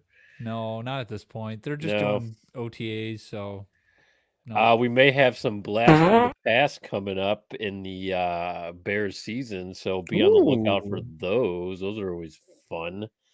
Anything you got on the Blackhawks, Justin? No, they're still doing their coaching search. There's talk now that they might trade Alex DeBrincat, which is really going to piss me off if they do, Oops. because he's one of the best things that the team has right now. And Oh, as soon boy. as you trade him, you're going to be looking for someone like him, and he's still relatively young, so I don't know why they would do that. Are Jed and Carter the front office guys for the Blackhawks too? Maybe starting to that's where think so. Carter's at. He's at the the United Center. I'm starting to think so. I'm starting to think so. Yeah, it's an absolute joke. I'm sure that, and I know there's a bunch of Hawks fans saying they need to hire some retread coach that's been around the league for 10, 15, 20 years. And it's like, why? Why are you going to waste your money on somebody who isn't going to take Get some the Tony La Russa of hockey. Yeah, like I know a lot of people wanted John Tortorella, which no thanks. He just signed a 4-year deal in Philadelphia with the Flyers, and he's a retread. He was good in the Batman. I played a good Carmine Falcone. Oh wait, different guy. John, My bad. John Turturro. Yeah. Sorry. I was like, where's he going with this? So, yeah, no, I have no idea. If they trade to Brinket, I'm going to be really upset. So I hope they don't. But yeah, we'll see. Be good radio. Be good for the podcast. So It would. That's the only positive right there. So yeah, that's all I got. And the Bulls, Justin. the Bulls, yeah. Oh, nothing really going on. I know they got to sign Zach LaVine to a max deal, probably. I'm assuming. Yeah. But we'll see. Yeah, that's all I got. I got nothing else. I think it's your turn to take over the reins, Justin. Sure, I can think it's do time that. for whatever. Do you Now it's time for whatever. Whatever. Whatever. Whatever. Whatever. Whatever. Whatever you want. Whatever I want. Whatever, dude. Irrelevant. Whatever, dude. All right, before we get started with whatever, Greg, do you want to click on his comment again so that the T-Bone comment goes away? Oh, yeah, I can't do that. Thank Sorry, you. Zach. Sorry, my OCD was really bothering me there. All right, so maybe if you had your computer, Justin. Somebody forgot to take his medication today. So anyway, yeah. So can we blame the steak thing on that, or is that is that medicated Justin? Sure, we can say unmedicated Justin. I want you to take your meds before you go to the steakhouse and just see what you do. So I got bad steak takes. It'd take you to Gibson's and see how much money Just add it to the list of bad takes from Justin. I think actually, if you go to Gibson's and order a steak well done, you are or medium well, you're asked to leave. No, you're asked to leave. Well, no, I wouldn't get well done. And you're escorted out in handcuffs. No, my dad would get it well done. I can tell you that much because that's a whole other thing. But anyway, I think Pretzel Vince is having a stroke. Right? Yeah, I think he would. I think he would.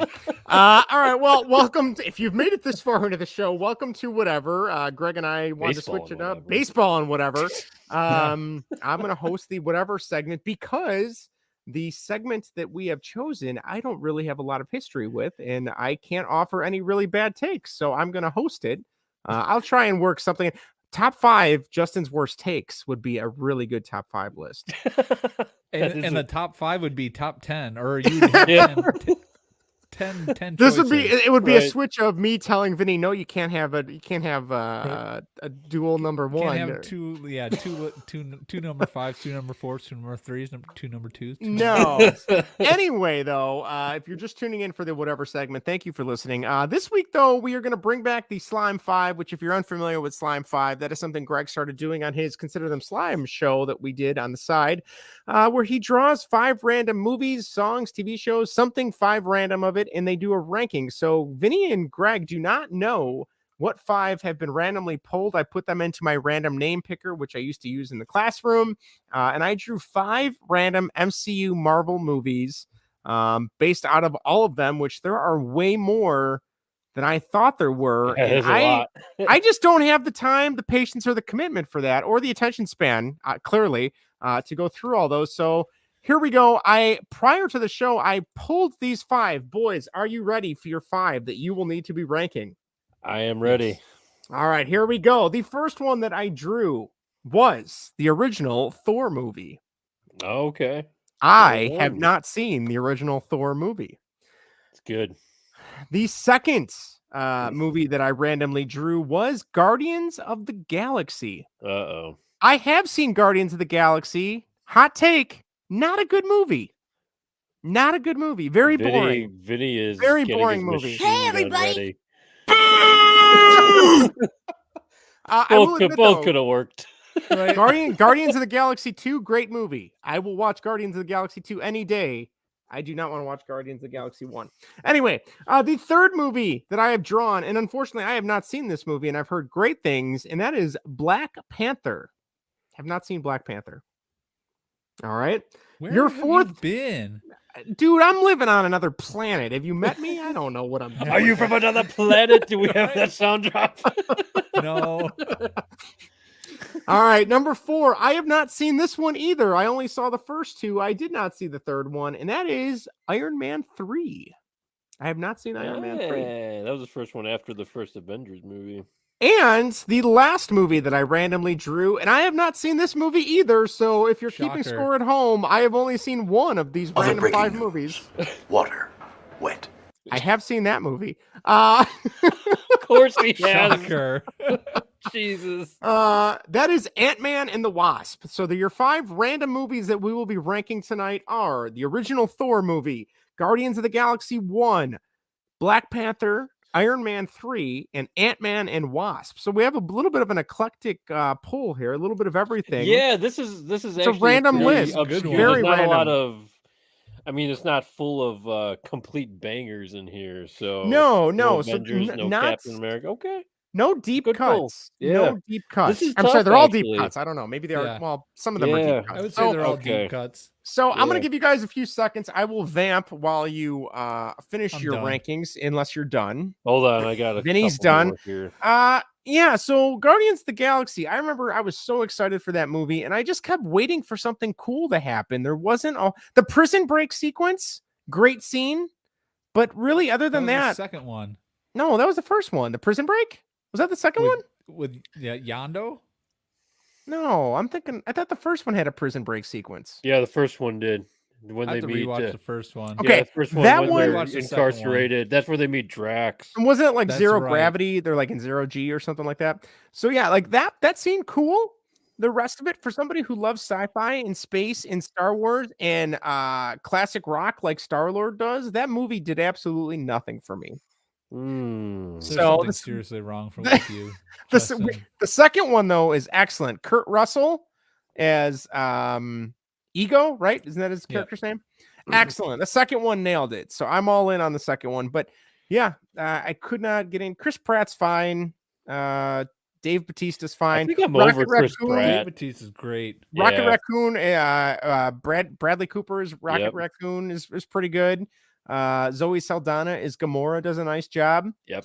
Um, Look at you, and MCU fanboy, Michael naming this off. Yeah. Michael Rooker as Yondu, fantastic actor, excellent. fantastic Loved character. Loved that as well. He's a great actor. What about Vin Diesel? Oh, Vin is Diesel's I Groot. am Yep. Groot. As That is Groot? that is the extent of his acting ability, I will admit. Academy And, Award and performance. this is there. coming from someone who loves Fast and Furious. So, yeah, I've seen more Fast and Furious movies than I have MCU movies. All right, here we go. Are we ready? Who would like to start us off with their number 5 Hold on, worst I'm making a last MCU minute movie? change. Sorry, least favorite MCU movie out of the 5 that we ranked. I'll go You know what? first. Let's go with Vinny. Vinny, take it away. What's your number 5 out of these 5? Number 5 for me is Thor, the original. Sorry, Greg. That looked like that hurt you, cut you deep on that one. It was all right for me. Chris Hemsworth looked weird in it as the Thor. They like bleached his eyebrows for the movie. Hell and yeah. They bleached his hair because that's what Thor is supposed to be, like the bleached blonde guy and everything. And yeah, I think Kevin Feige still says he's like cringes whenever he watches that movie and like feels bad for Chris Hemsworth that they made him bleach his eyebrows for that movie. To me, I don't know. I didn't like the first two Thor movies. I love Thor Ragnarok. That was amazing. But yeah, the first two were just meh for me. It was okay. But yeah, it was number 5 for me of this list.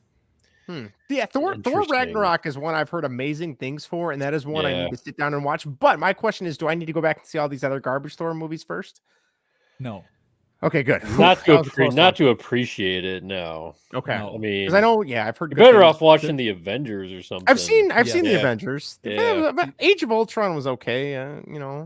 Probably the worst Avengers. Captain America: Winter Soldier, I liked. Best Marvel movie of all time. I really liked that one. Really liked that one. So, Greg, what is your number 5 best MCU movie out of these 5 that we have drawn? Number 5 for me is Ant-Man and the Wasp. Was okay. We're now, see, I know nothing about Ant-Man. I honestly don't remember anything about this movie. I remember the ending, the post-credit scene. I remember Michelle Pfeiffer popping up as the original as Hope, or is that her name? No, Hope's the daughter. Janet. No, she's the Wasp. Janet. Thank you.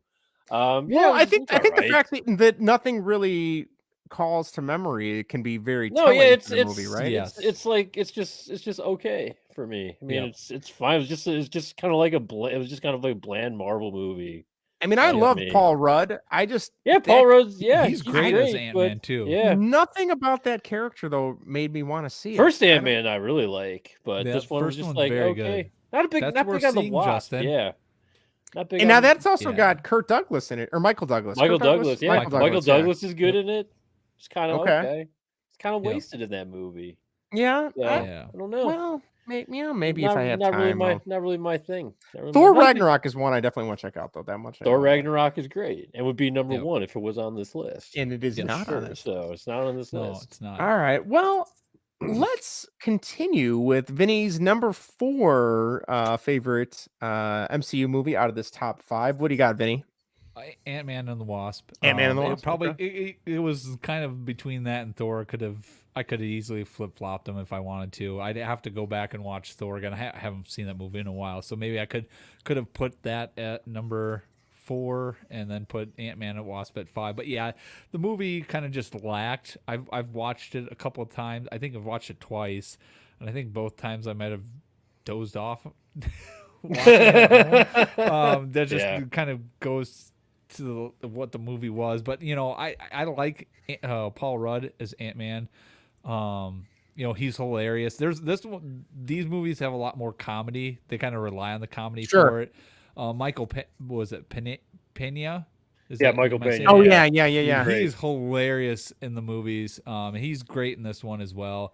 But yeah, this one, the first Ant-Man was way better than the second one. So, yeah, sure. It's number 4 for me. It just didn't really have too much going on. I mean, there was a lot going on. I don't know. It just wasn't the best. So it's number 4. Yeah, probably could have been number 5. So yeah, I mean, it for obviously not seeing most of these movies, it sounds like there's nothing crazy like, oh my gosh, you have to see this. Yeah. Kind of like maybe like, the Snyder cut of Justice League, something like that, where it's must see television. Is what I'm getting from this. Yeah. Gross. I think Vinny just puked up a little in his mouth.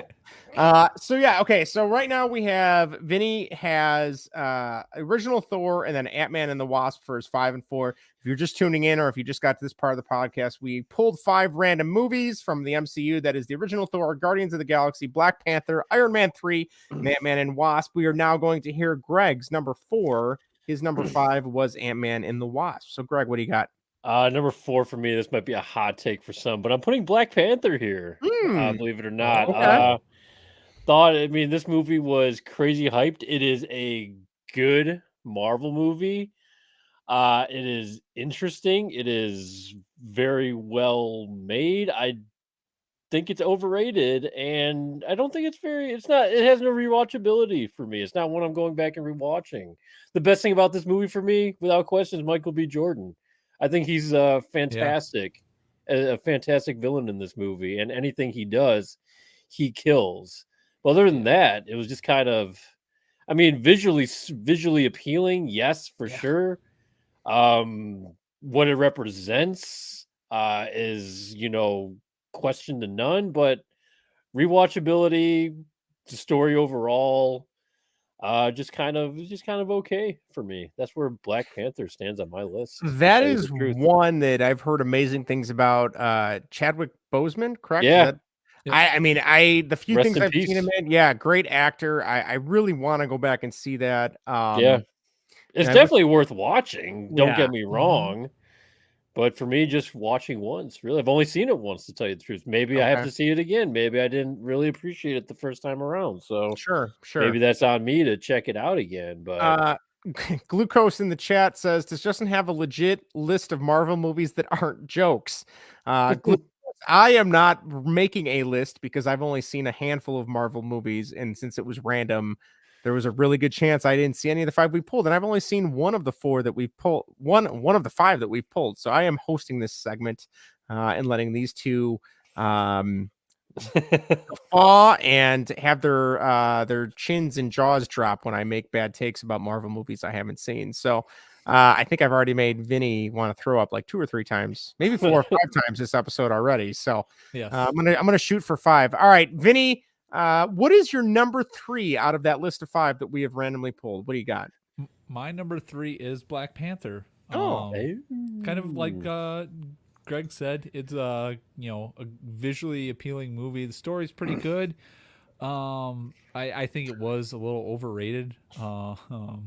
But yeah, I haven't gone back and rewatched it all, but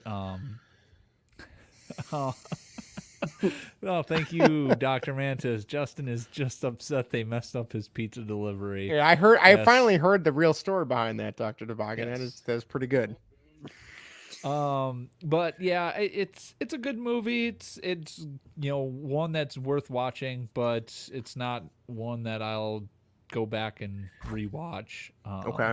It'll be interesting to see what they do in the second Black Panther movie. I don't know what they're gonna do with that, but yeah, I'll be very curious to see how they tackle that situation. I mean, I would imagine, I'm hoping it would be tackled with some grace, and they'll do honor to Chadwick Boseman for how he handled that character, and just all the stuff it sounded like he kind of went on and continued to do, even with that, with having cancer and going through treatments and things. That's crazy. I don't know how he was able to keep up with all that regimented schedule. So yeah, I'll be very curious to see how they handle that going forward. I don't know, is there another character that will be Black Panther?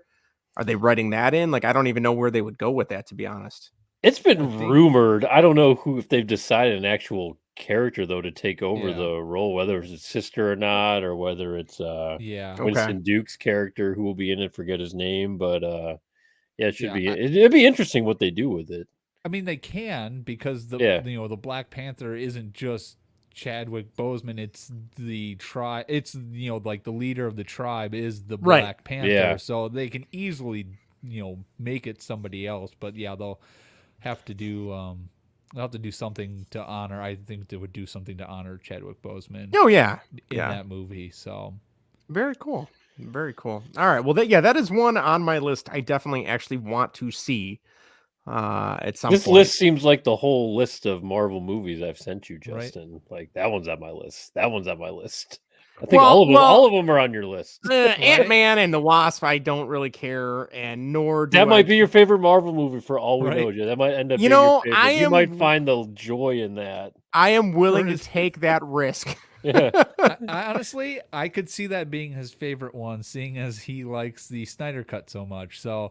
There you go. Yes, I could still see better. That. I do love Paul Rudd. Right? I feel like he and I, neither one of us have really aged in the last 20 years. So I do like Paul Rudd for that. He's aged more than you, Justin. He has. That's true. He has.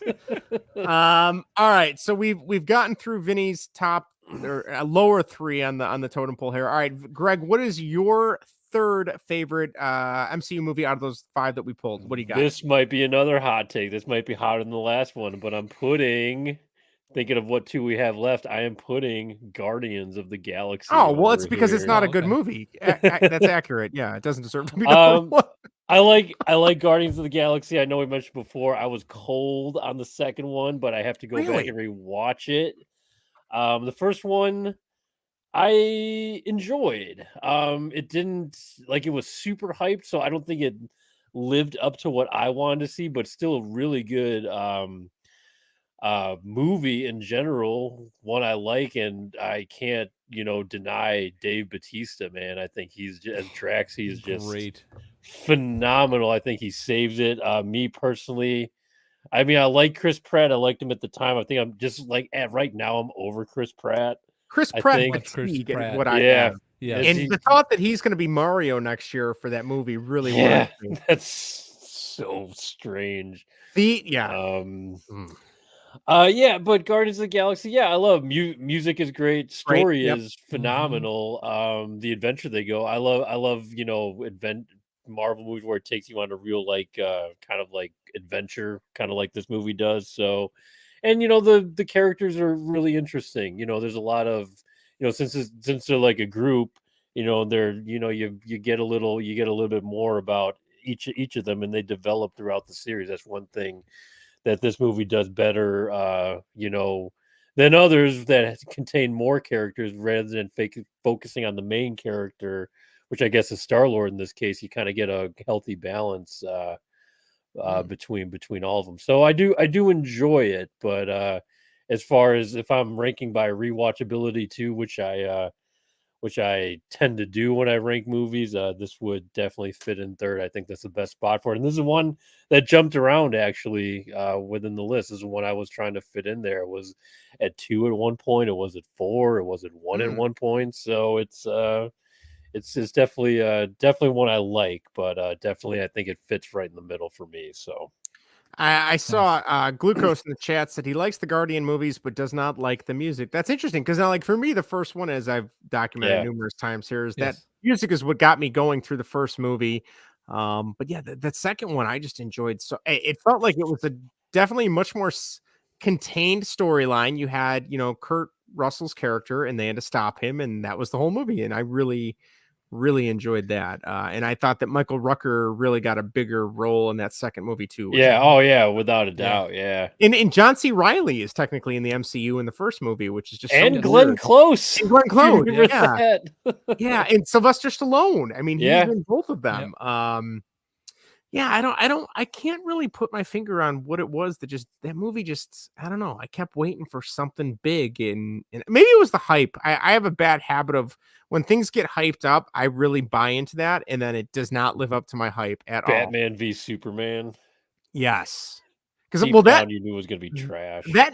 I knew it wasn't going to be good, so I had really lowered my expectations to the point where as long as they didn't just rub like shit on all the film and turn that in, it was going to be a decent movie. Which I mean, technically, maybe they did. I don't know, but they did. It's not a good movie, I'll tell you that much. But yeah, no. All right, so we've got our top 3 for both of you guys. We're going to hit the top 2 out of this 5. Vinny, what is your number 2 Marvel movie out of this MCU top 5? Guardians of the Galaxy. Okay. The music, I love the music for it. I did like how everybody kind of came together. It was just that, whole everybody meeting and how they got together and how they became the Guardians. I enjoyed it, and Howard the Duck makes his first appearance in the MCU. Yeah, so you gotta like that, right? I thought it was good. I liked the second one better than the first one, so I'll say that. But it was still a really good movie. And the cast was phenomenal in it as well. So yes, Guardians of the Galaxy number 2 of this slimed 5 for me. Also, I was gonna say with Guardians, this is the first time we actually heard Josh Brolin Thanos. I believe you saw him in the Avengers in the post-credit scene, but that was like a made-up version of him. It wasn't Josh Brolin at that point. Yep. But that's the kind of first time you see him kind of get started up. So about that movie. You know what's funny is I've heard nothing but amazing things for that Guardians of the Galaxy video game, but my not the biggest interest is kept me off from getting that game. I thought you had it. No, I know don't. you wanted to get it. I want to get it at some point. I've heard really good things about it. I was ready to buy it from you. It is on that PS Plus membership, so I might just do that. You and all your digitalness. Hey, you can't have cardboard. Try that again. Sleeves when you're digital. All right, can't even call them by the right name before you execute them. Terrible. You're right. Terrible. Yeah. Oh, yeah, yeah. Greg, what is your number 2? Maybe the hottest take of the night right now. Yeah. Number 2 is because it's going to reveal my number 1, but my number 2 is Iron Man 3, which I love. Iron Man 3. It was the first movie after the Avengers movie, and it's just kind of like Tony Stark's story. Just it's kind of like one of those movies where everything goes to hell a little bit for him. They revealed that it's him, obviously, and then the threat of the Mandarin, and that whole storyline turned out to be hilarious. And that was retconned recently in Shang-Chi, if you saw that movie. But I think it's so different from a lot of the other Marvel movies, because it's him having to, he just goes on this after his mansion is destroyed and he's, being targeted by the extremist people or whatever they're called, and Guy Pearce is in it, and he's doing his thing, and then they have the Iron Patriot suit and all that. So just did a lot of different, cool things. And it was a well-written, interesting story. It's very unique, I think, in the MCU. So Iron Man 3 for sure. Definitely at number 2. I definitely let me think here. Jeff Bridges is in the first Iron Man, Yeah. correct? Okay. Yeah. He turns into the villain in the first one, doesn't he? Yeah, Ironmonger or whatever it is. Okay. Yeah. And then the second one is it Whiplash? Is that his Whiplash, Mickey Rourke. Mickey Rourke. And I remember them fighting. And Justin Hammer, technically, Sam Rockwell. Yep. Okay. Because I remember the scene villain.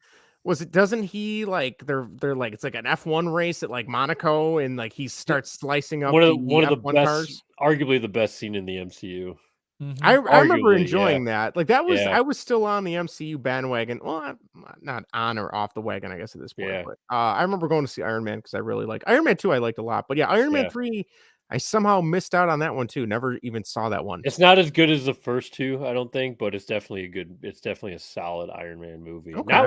Not that well received. I mean, it was received kind of mediocre. It was okay, I think. So okay. Plus speaking of music, the opening song of that movie is one of my favorites. I'll have you look that up later. So you tell me what that song is when you watch the movie. So okay. I'll have to check that out. I don't know. Do you remember it, Vinny? God, it's remember it takes place right at the turn of the century, so it's a flashback scene. Oh yes, yes, we talked about this on the earlier podcast. We did. Who was I? Good song. Oh, you were there. Music. You were here. It was a music podcast. Music. The Just song was brought too. up. Yeah. So, yes. Okay. I'll have to go back and listen.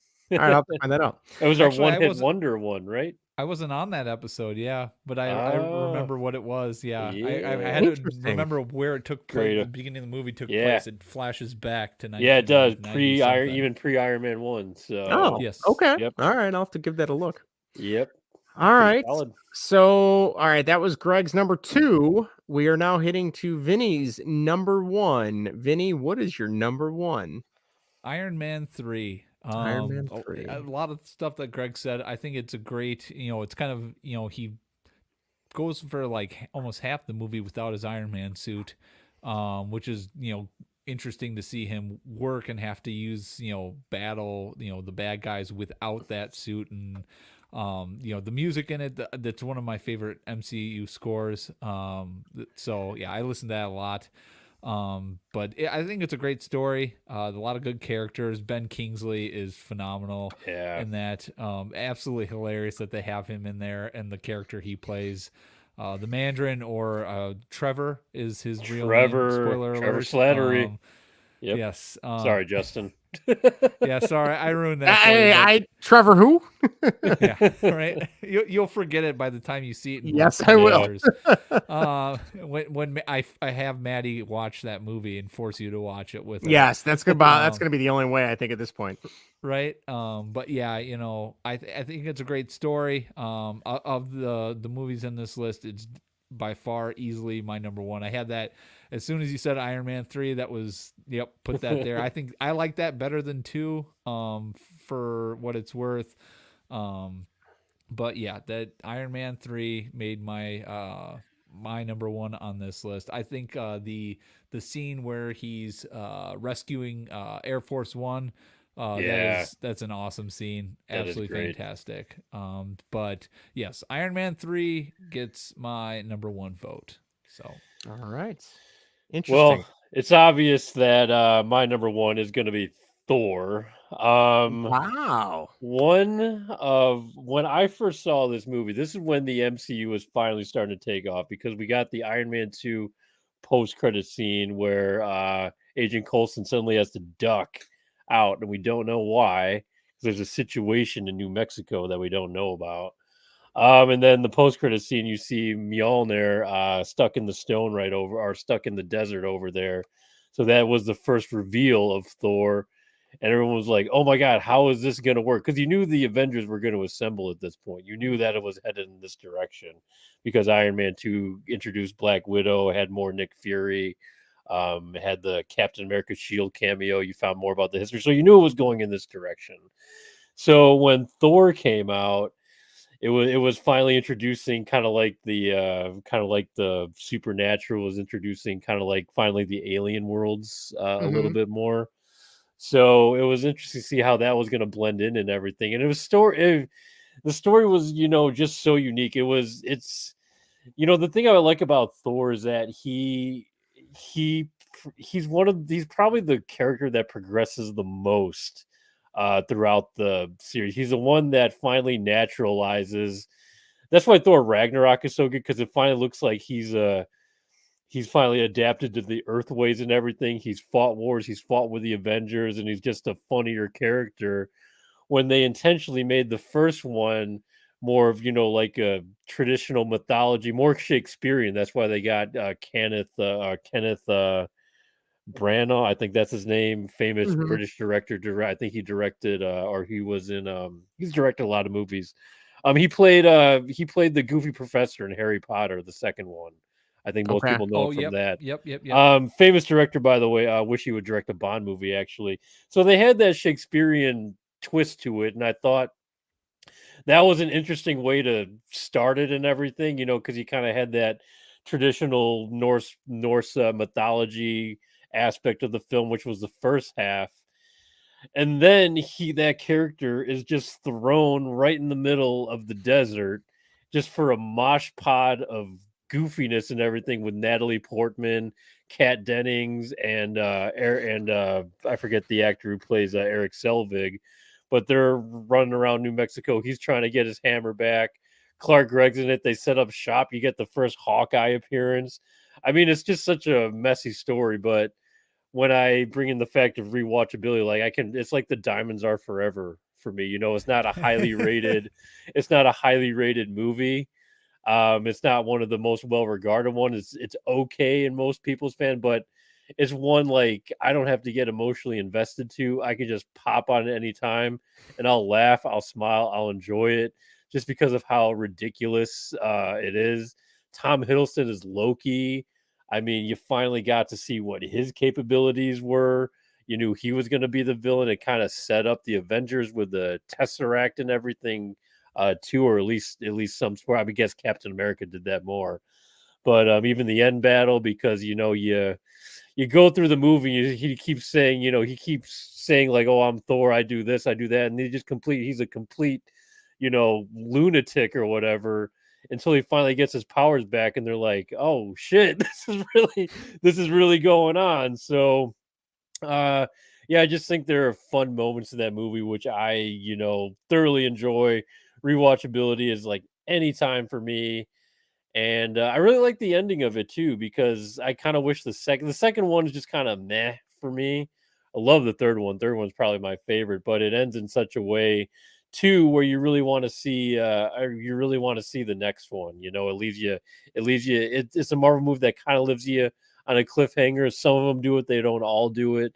Just with him, you know, returning Natalie Portman's character and everything, the love interest starts to develop, which will finally retcon in the newest one, which I think is awesome. Natalie Portman buff, by the way. Holy Yeah, she shit. got jacked. Yeah. Padme got huge. So,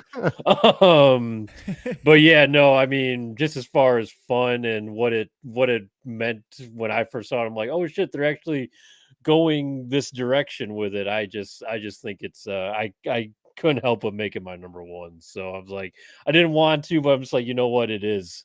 So yeah, I love the first Thor movie with a number one locked in for sure. I'll have That's it. Do you guys want me to run through which before we get to our honorable mentions? I have the entire saga pulled up, all 4 phases of the Marvel MCU. Would you like me to tell you which ones I have seen? Yes. All right, here we go. Sure. All right, let me switch over. All right, Iron Man kicked it off. I have seen Iron Man. I remember Iron Man. Iron Man 2 I saw. I remember that one. Captain America, the First Avenger. I believe I streamed it off of Netflix probably about 10 years ago. Love that one. And I fell asleep before the Red Skull even made his appearance, which bummed me out because I like Hugo Weaving. I was really excited. And in the last 12 years, I have never gone back to see that movie. So have not seen that one yet. Much. Marvel's Avengers. I love that one. I don't like that one that much. I don't remember who was the movie. villain in Marvel's Avengers. Thanos or Loki. Oh God, I don't remember that at all. Okay, I saw it, but I don't remember it. Phase 2, Captain America: The Winter Soldier. I really enjoyed. That was a great probably my favorite Marvel movie. Yeah. Yes, was that the one with Hydra trying to take over? Yeah. Or was that okay? That's what I thought. Yep. I really liked that. Guardians of the Galaxy I saw. We know how I feel about that. Avengers: Age of Ultron. I remembered that with Ultron. It was fine. Yeah, it was just an okay Ultron. Yeah, that was okay for me. The weakest Avengers movie James for me. Spader just creeps me out in general. Captain America: Civil War, I really enjoyed. The only thing I didn't like is I feel like they at the end it was like, all right, he's Iron Man's locking up the people he doesn't agree with, and then the next movie they were just all out. So I totally missed something where he let them all out. I don't remember the credit scene. That is what I remember. Yeah. Did he let them out then? I'm guessing. Yeah. Okay. Guardians of the Galaxy 2 I never saw any Doctor Strange movies. Spider-Man: Homecoming I absolutely love. That's probably one of my favorite. But I love Spider-Man as a character in general, so I feel like that's why I kind of gravitate towards that. The first Doctor Strange movie is really good. Is it? All right, maybe I'll give that a look too. But yeah, Spider-Man: Homecoming with what's his name? Michael Keaton, Tom thank Holland, you, as the Vulture. Oh my God, that is so good. Yeah. Infinity War I thought was fine. Best Avengers movie, my opinion. Yeah, I liked it. Endgame I watched. I remember being so excited for that. That was fine too. Yeah. Spider-Man: Far From Home I enjoyed. I thought what's his name as Mysterio was cool. I liked how they kind of did Jake that. Gyllenhaal. Yeah, it was well written. Yeah. Because when we went to see it and it started off, and I told Erica as we're sitting in the theater, I'm like, he's not a good guy. So Quinn Beck is not a good guy. No, I'm like, he is not good. I go, so there's going to be a turn here somewhere. And then the fact how they tied that all together was great. Yeah. The fourth phase, did not see Black Widow. I want to see Shang-Chi. I did not see that though. Okay, Shang-Chi really quick. That one for me did not live up to the hype. I don't know about you, Vinny. You see that one? Hear a lot of hype around it, but I did like it. I enjoyed it. I guess I missed out on the hype train. But the hype was huge for it, and it delivered for some people. Like people were telling me, "Oh, this is like an amazing mark." I mean, it was good, but I didn't think it was great like some people did. No, my opinion, but it was good. It was a good story. I really enjoyed the story, like the history on the history. It was kind of the historical part of it. Yeah, how they tied it into modern and stuff like that. I like that. So okay. Spider-Man No Way Home, I loved. Greg and I went and saw that Yeah. great movie. Eternals, I'll be honest, I did not see that. I had no interest in seeing that movie. I don't know if that's any good or not. I'm struggling to turn that one on. I Yeah. don't know. And then that is it. Those are the only ones I have seen. I did really want want to see see Doctor Strange. I do want to new see one, that yeah. just because of Yeah. the X-Men tie-in that supposedly is in there. Yeah, So, yeah, and you do. I am all in on the X-Men. You That want to is see my Patty, don't you? Right. Patty. Stewart. Oh yeah, totally. This might be a hot take. I did not like Logan as much as everyone else did. Did you guys see Logan? I Yeah. didn't see that one. I It like was Logan. fine. Yeah, But I thought it got way it's too too much hype. depressing. Yeah, Yeah. depressing. But like too. I'm not a huge, like I said, not big on MCU, but I love X-Men Yeah. and I love the Deadpool movies too. I'm really Yeah. excited for the next Deadpool movies. So The Wolverine underrated movie, not X-Men Origins Wolverine, but the Wolverine. The Wolverine. I do want to see Yeah. that too. That was So- actually pretty good. That Which starts one's off. that? That did you see? Is that That's the the one where he's one. in Asia? Yes, With Silver Samurai, yes. right? Yes, Isn't I did Silver like Samurai that in one. that? Yes, I did like that one. Starts off Okay. with the Nagasaki bombing, in World War II. Just Okay. crazy opening. So Jeez. check that one out. All right. Nothing spectacular, but quality movie, I think. All right. Should we jump over to our honorable mentions? You mean fan write-ins? Fan write-in. Sorry. Yes, that's Yeah. what I meant to say. Honorable mention. This is why I don't yeah. host the whatever segment. All right. That's why I don't host the first half. That was a marathon. All right, Zach. I don't know if Zach is still in the chat. Zach wrote in. Oh wait, no, I'm sorry. Yeah, Glucose Zach here said he's not a huge Marvel fan, but enjoyed both Guardians of the Galaxies, Deadpool 1 and 2, Spider-Man Into the Spider-Verse 2. Spider-Man Into the Spider-Verse was also very good. I have didn't not see that seen one. that. I heard. I it's good. enjoyed that a lot. That was good, and like he said, Deadpool 1 and 2. Great movies, which I know, Yeah. technically they're Fox, but now they're under the MCU umbrella. Very curious to see how Disney handles a Ryan Reynolds Deadpool movie with Deadpool 3. I don't know how that's going to go. I'm Yeah. excited, but I'm also a little worried because I don't think they're going to let him get away with what they normally do for Which those would be a movies. shame. Right, because that's the whole character. Yeah. I still remember us going to see Deadpool 2, and someone brought a kid like in the theater, like a 6-year-old to watch the movie. Yeah. And I'm like, oh God, okay. I'd Man. probably do it with my daughter, to be fair. So. Problem is, she wouldn't sit through it. All right, Vinny, you want to take your sisters? And granted, some of hers are not technically MCU, but we'll give it to her anyway. Well, she doesn't know anything. So, Erica wrote in number 1, Toby's first Spider-Man, number 2, Andrew's first Spider-Man, and 3 through 5, Tom's Spider-Man. Now I gotta call her Spider-Man the wrong movies. order. I gotta call her out. She never even saw the last Spider-Man movie, so I don't know why she put that on there. Ooh. But she did just buy knew it it was for gonna be me good. for my birthday, and I told her we need to sit down and watch this. And we usually don't sit down and watch the same movies together because there's not many that we agree on, and that's Spider-Man's one of them. So Yeah, there you go. I think she got her orders wrong. Should be Um, flip-flopped. Probably. you know, maybe Toby's Andrew- ahead of Andrews. Andrew Garfield though might be the best Peter Parker out of all three. He's like he does the whole nerdy thing really well.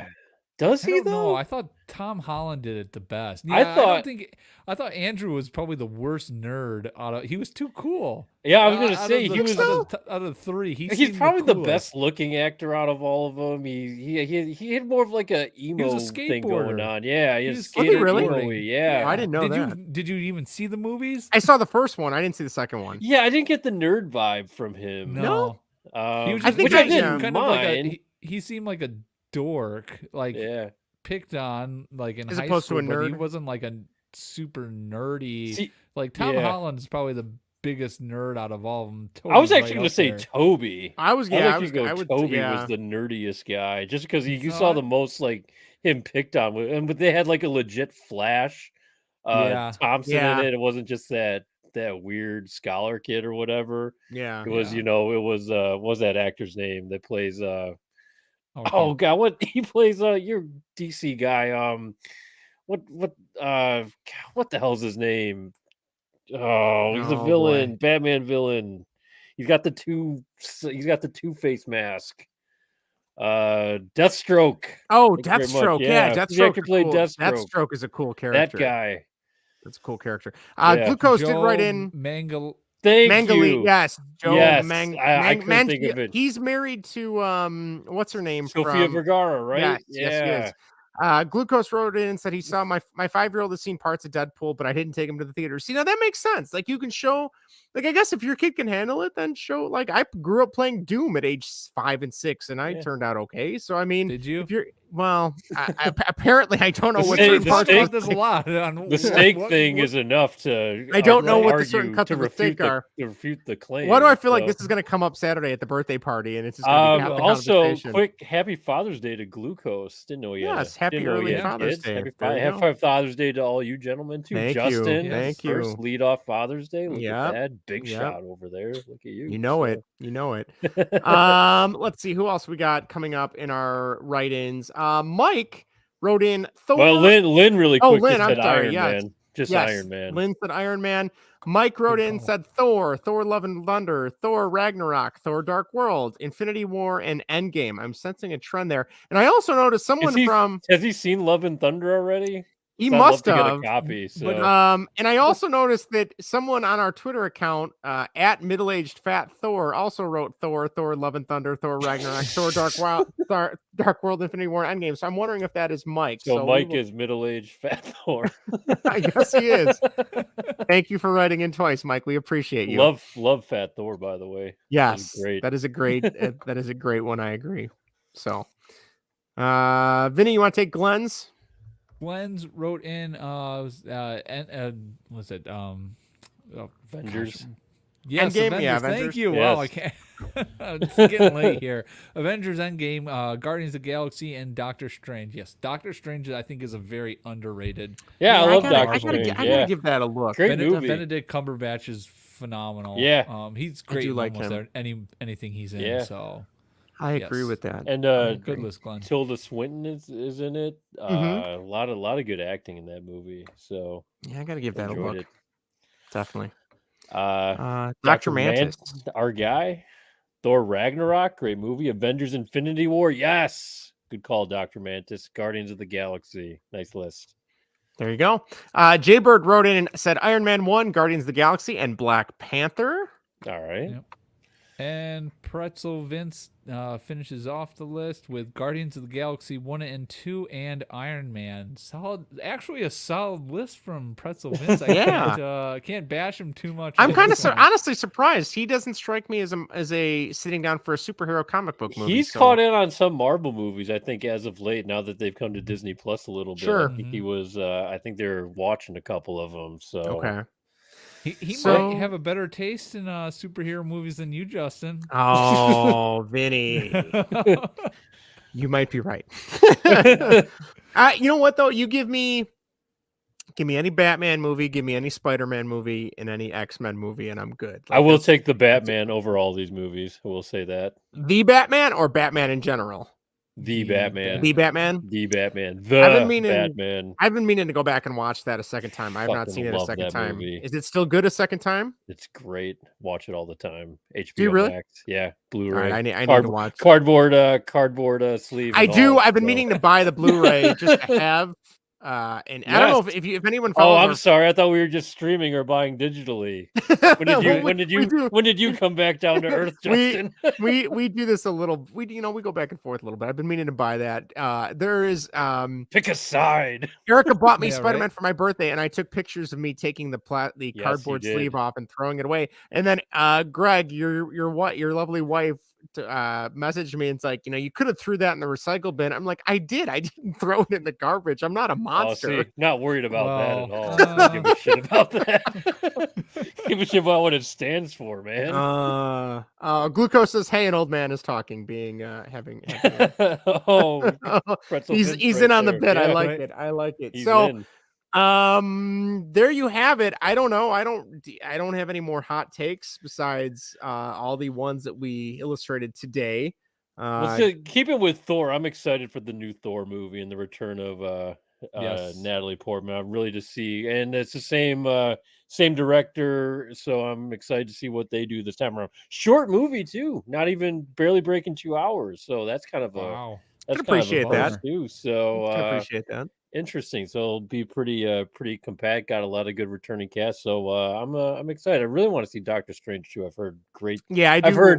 I've heard great things. I've heard not so great things. So I kind of want to see for myself. So that and Thor Ragnarok, I think, are the two that I'll actually sit down and watch on Disney Plus at some point this summer, along with Better Call Saul and El Camino. And what else did you guys want me to Daniel watch? Craig Bond movies, Daniel Craig and The Boys and all that stuff. So.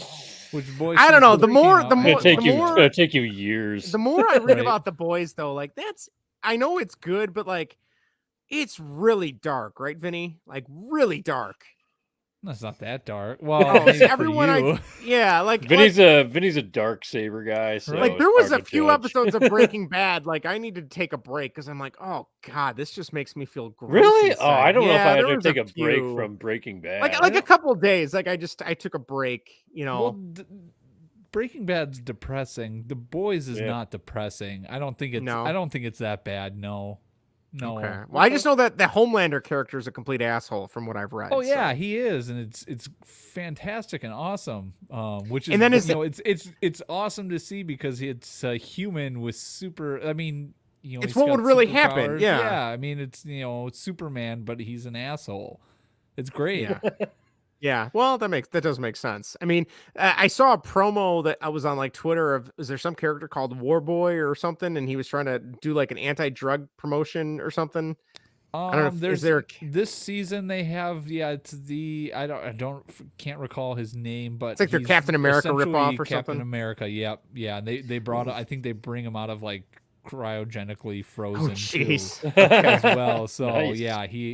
This season looks pretty wild. I remember watching the first episode a couple of years ago, and like within the first 5 minutes, whatever the equivalent of the Flash is in The Boys, like accidentally runs through someone and just splits them in half, and their entrails and everything just go everywhere. And I'm like, what am I watching? And that, and I enjoyed the first episode, and I'm like, oh man, I don't know. This is really like just it's not that dark. I mean, no, it's probably, well, I mean, they got other yeah, exactly. He's thinking of really good stuff that happens, but it's not dark though. No, it's just comic. It's funny. It's comic, comic mischief. I mean, yes, right? someone got ran through, but I mean, I also like. What it's like, oh, did the Flash ever run how did the Flash of course ever not stop? Well, I mean, now still the reverse Flash Flash maybe, but Ezra Miller maybe. Ezra Miller would beat the hell. The reverse Flash maybe, which is the right? dumbest name for a villain. I'm sorry, but Bizarro Flash would have been better. Right? Yeah, I agree. And then there's Captain Cold, which is also one of the villains in the Flash universe, which is cool, but also just Mr. Freeze, but more villainy. I don't know. So Mr. There Freeze you go. with rank. Yes. Vinny, you got anything else before we wrap up? I do. This year or this time last year, my wife started going into labor during the middle of our podcast, and in the morning, our daughter was born. So yeah, labor pod. Look happy at that's early right. Tomorrow's birthday. the birthday. Happy yes, birthday it is. to Oh her. my god, it's Emma already Line. one. Right? Holy cow! Do you remember what episode we were recording that day? I don't have a clue what we were recording. I don't know, but we were recording on a Wednesday because Gretchen's like, "Oh, I can't believe it's actually a year to the day." And I said, "Well, that doesn't make sense." Like we were recording on different days, so then I had to go back, and it was on a Wednesday that we were recording. But yeah, I remember I finished the podcast. She said, "Oh, I'm not feeling that well," so then I went to sleep, and then she got upset that I went to sleep. But I was thinking in my head, I'm like, "Well, I need to be well rested if we have to get up in the middle of the night." And that drive. checks out. Yeah, and then she woke me up and said, "I think we're gonna have to go soon. Like we're gonna have to go because my contractions are getting closer." I said, "Oh, okay, wake me up when they're closer." She did not appreciate that. She said, "No, get up now. Like you're not going back to sleep again." And I'm like, "Okay." Hey, at least you didn't fall asleep at the hospital while your wife was pushing. I mean, Oh yeah, heard about that. yeah, Oops. I'm not gonna live I was that. like, Oops all I there. can say is oof. I mean, I say. fell asleep when she was waiting to get the epidural, and then Yeah. my legs went numb, so that happened. But yeah, I did not fall asleep when it was time to be pushing, which you should also blame the nurses for not waking you up. Yeah. Yeah. Were you laying down on the couch, or were you in a chair next to her and you happened to Okay. doze off? This is okay. So I was standing next to her for the first 2 hours of her pushing, and I was rubbing her hair and trying to rub her shoulders to make her feel good. And then finally, Erica looked at me and said, "Stop touching me. Get away from me." Why and were you so- rubbing her shoulders?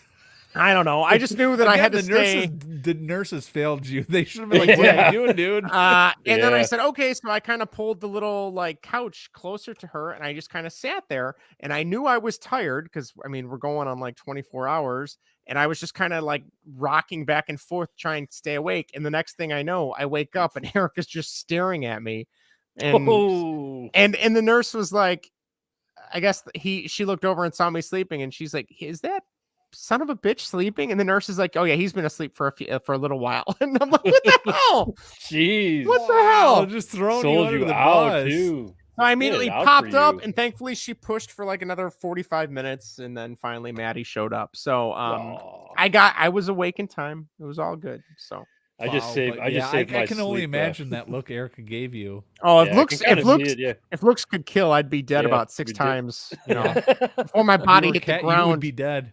Yeah, We'll kill you 5 times before you hit the ground. Greg, you got anything else before we wrap this one up? I was gonna say I just saved my sleep for once the baby's home and crying at night. It's when I get my best sleep. So Yeah, my being that on makes my wife angry. Right? Looks could kill. being on vacation all this week with my parents and my family and Erica too. They've told me I need to go to the doctor because something's not right. I've been taking like 3 to 4 naps a day, and they're like, "That's not normal." That's Even not if normal. even if 3 to you're 4? yeah, Right? it's something. Yeah, and I just thought I was just Whoa. overtired from having Maddie, but no one else I've talked to takes 3 to 4 naps with a newborn. So I don't think anybody without a newborn. Yeah, takes 4 naps. without. Dear Well, I was Lord. always good Maybe for that's how you one. stay so young. you know, Yeah, found the youth happening there. I That's actually the just secret. shaved today for the first time in a week. It was crazy. What was I gonna So. say? I think doesn't Justin Verlander take a lot of naps? I thought there was something that came out That that might be a he, Kate Upton thing, though. he takes a lot of he takes a lot of naps and like doesn't do anything with like the kids. I swear there well, was something like that. Like he takes like Really? a ton of naps or something, and they're like, oh, maybe that's why he pitches so well, and he's like Maybe. able to pitch so well in his old age, and it's probably why I Justin looks so still young. think that's is Kate Upton. The naps. It Doing could Kate be- Up- His naps are yeah. being doing Kate Upton quickie. How think how that's he the doesn't secret. get made fun of for some of those pictures that leaked about him a few years ago is beyond me. Oh well, I'm sure he yeah, gets made no. fun of in the clubhouse about those. I'm but- sure. I'm sure he just got a big old shit-eating grin on his face. I'm like, Yeah, see whatever. my wife. Yeah, Slap all right. you want, I win. So Right? Uh, I have already won. So Yes. forget about it. The rest of well, on that note, thank you for tuning in. If you've made it this far, make sure you continue to follow us on Twitter at Baseball and What, Instagram at Baseball and Whatever, email us at baseballandwhatever@gmail.com. You can call us or leave us voicemail or text us on the text line at 1-913-808-3278. That number again is 1-913-808-FART. You can also find us on Facebook.com/baseball and whatever, YouTube.com/baseball and whatever. Feel free to like, share, and subscribe. We are also broadcasting on Twitch right now as well. If you have a Twitch account, please feel free to subscribe to us on Twitch or follow us at twitch.tv/baseball and whatever. And if you are an Apple Podcast member, please go to your Apple Podcast app, leave us a review, preferably a 5-star one, and that would do us a lot of help. You can also find us on Spotify, Google Podcast, Anchor, Spreaker, Podcast Addict, Overcast, and many, many more. Until next time, we will be back next week with more fun and tomfoolery on Baseball and Whatever. Have a good night, everybody, and happy Father's Day to everybody out there. Happy Father's Day to See our ya. dads. Take care, everyone. Peace.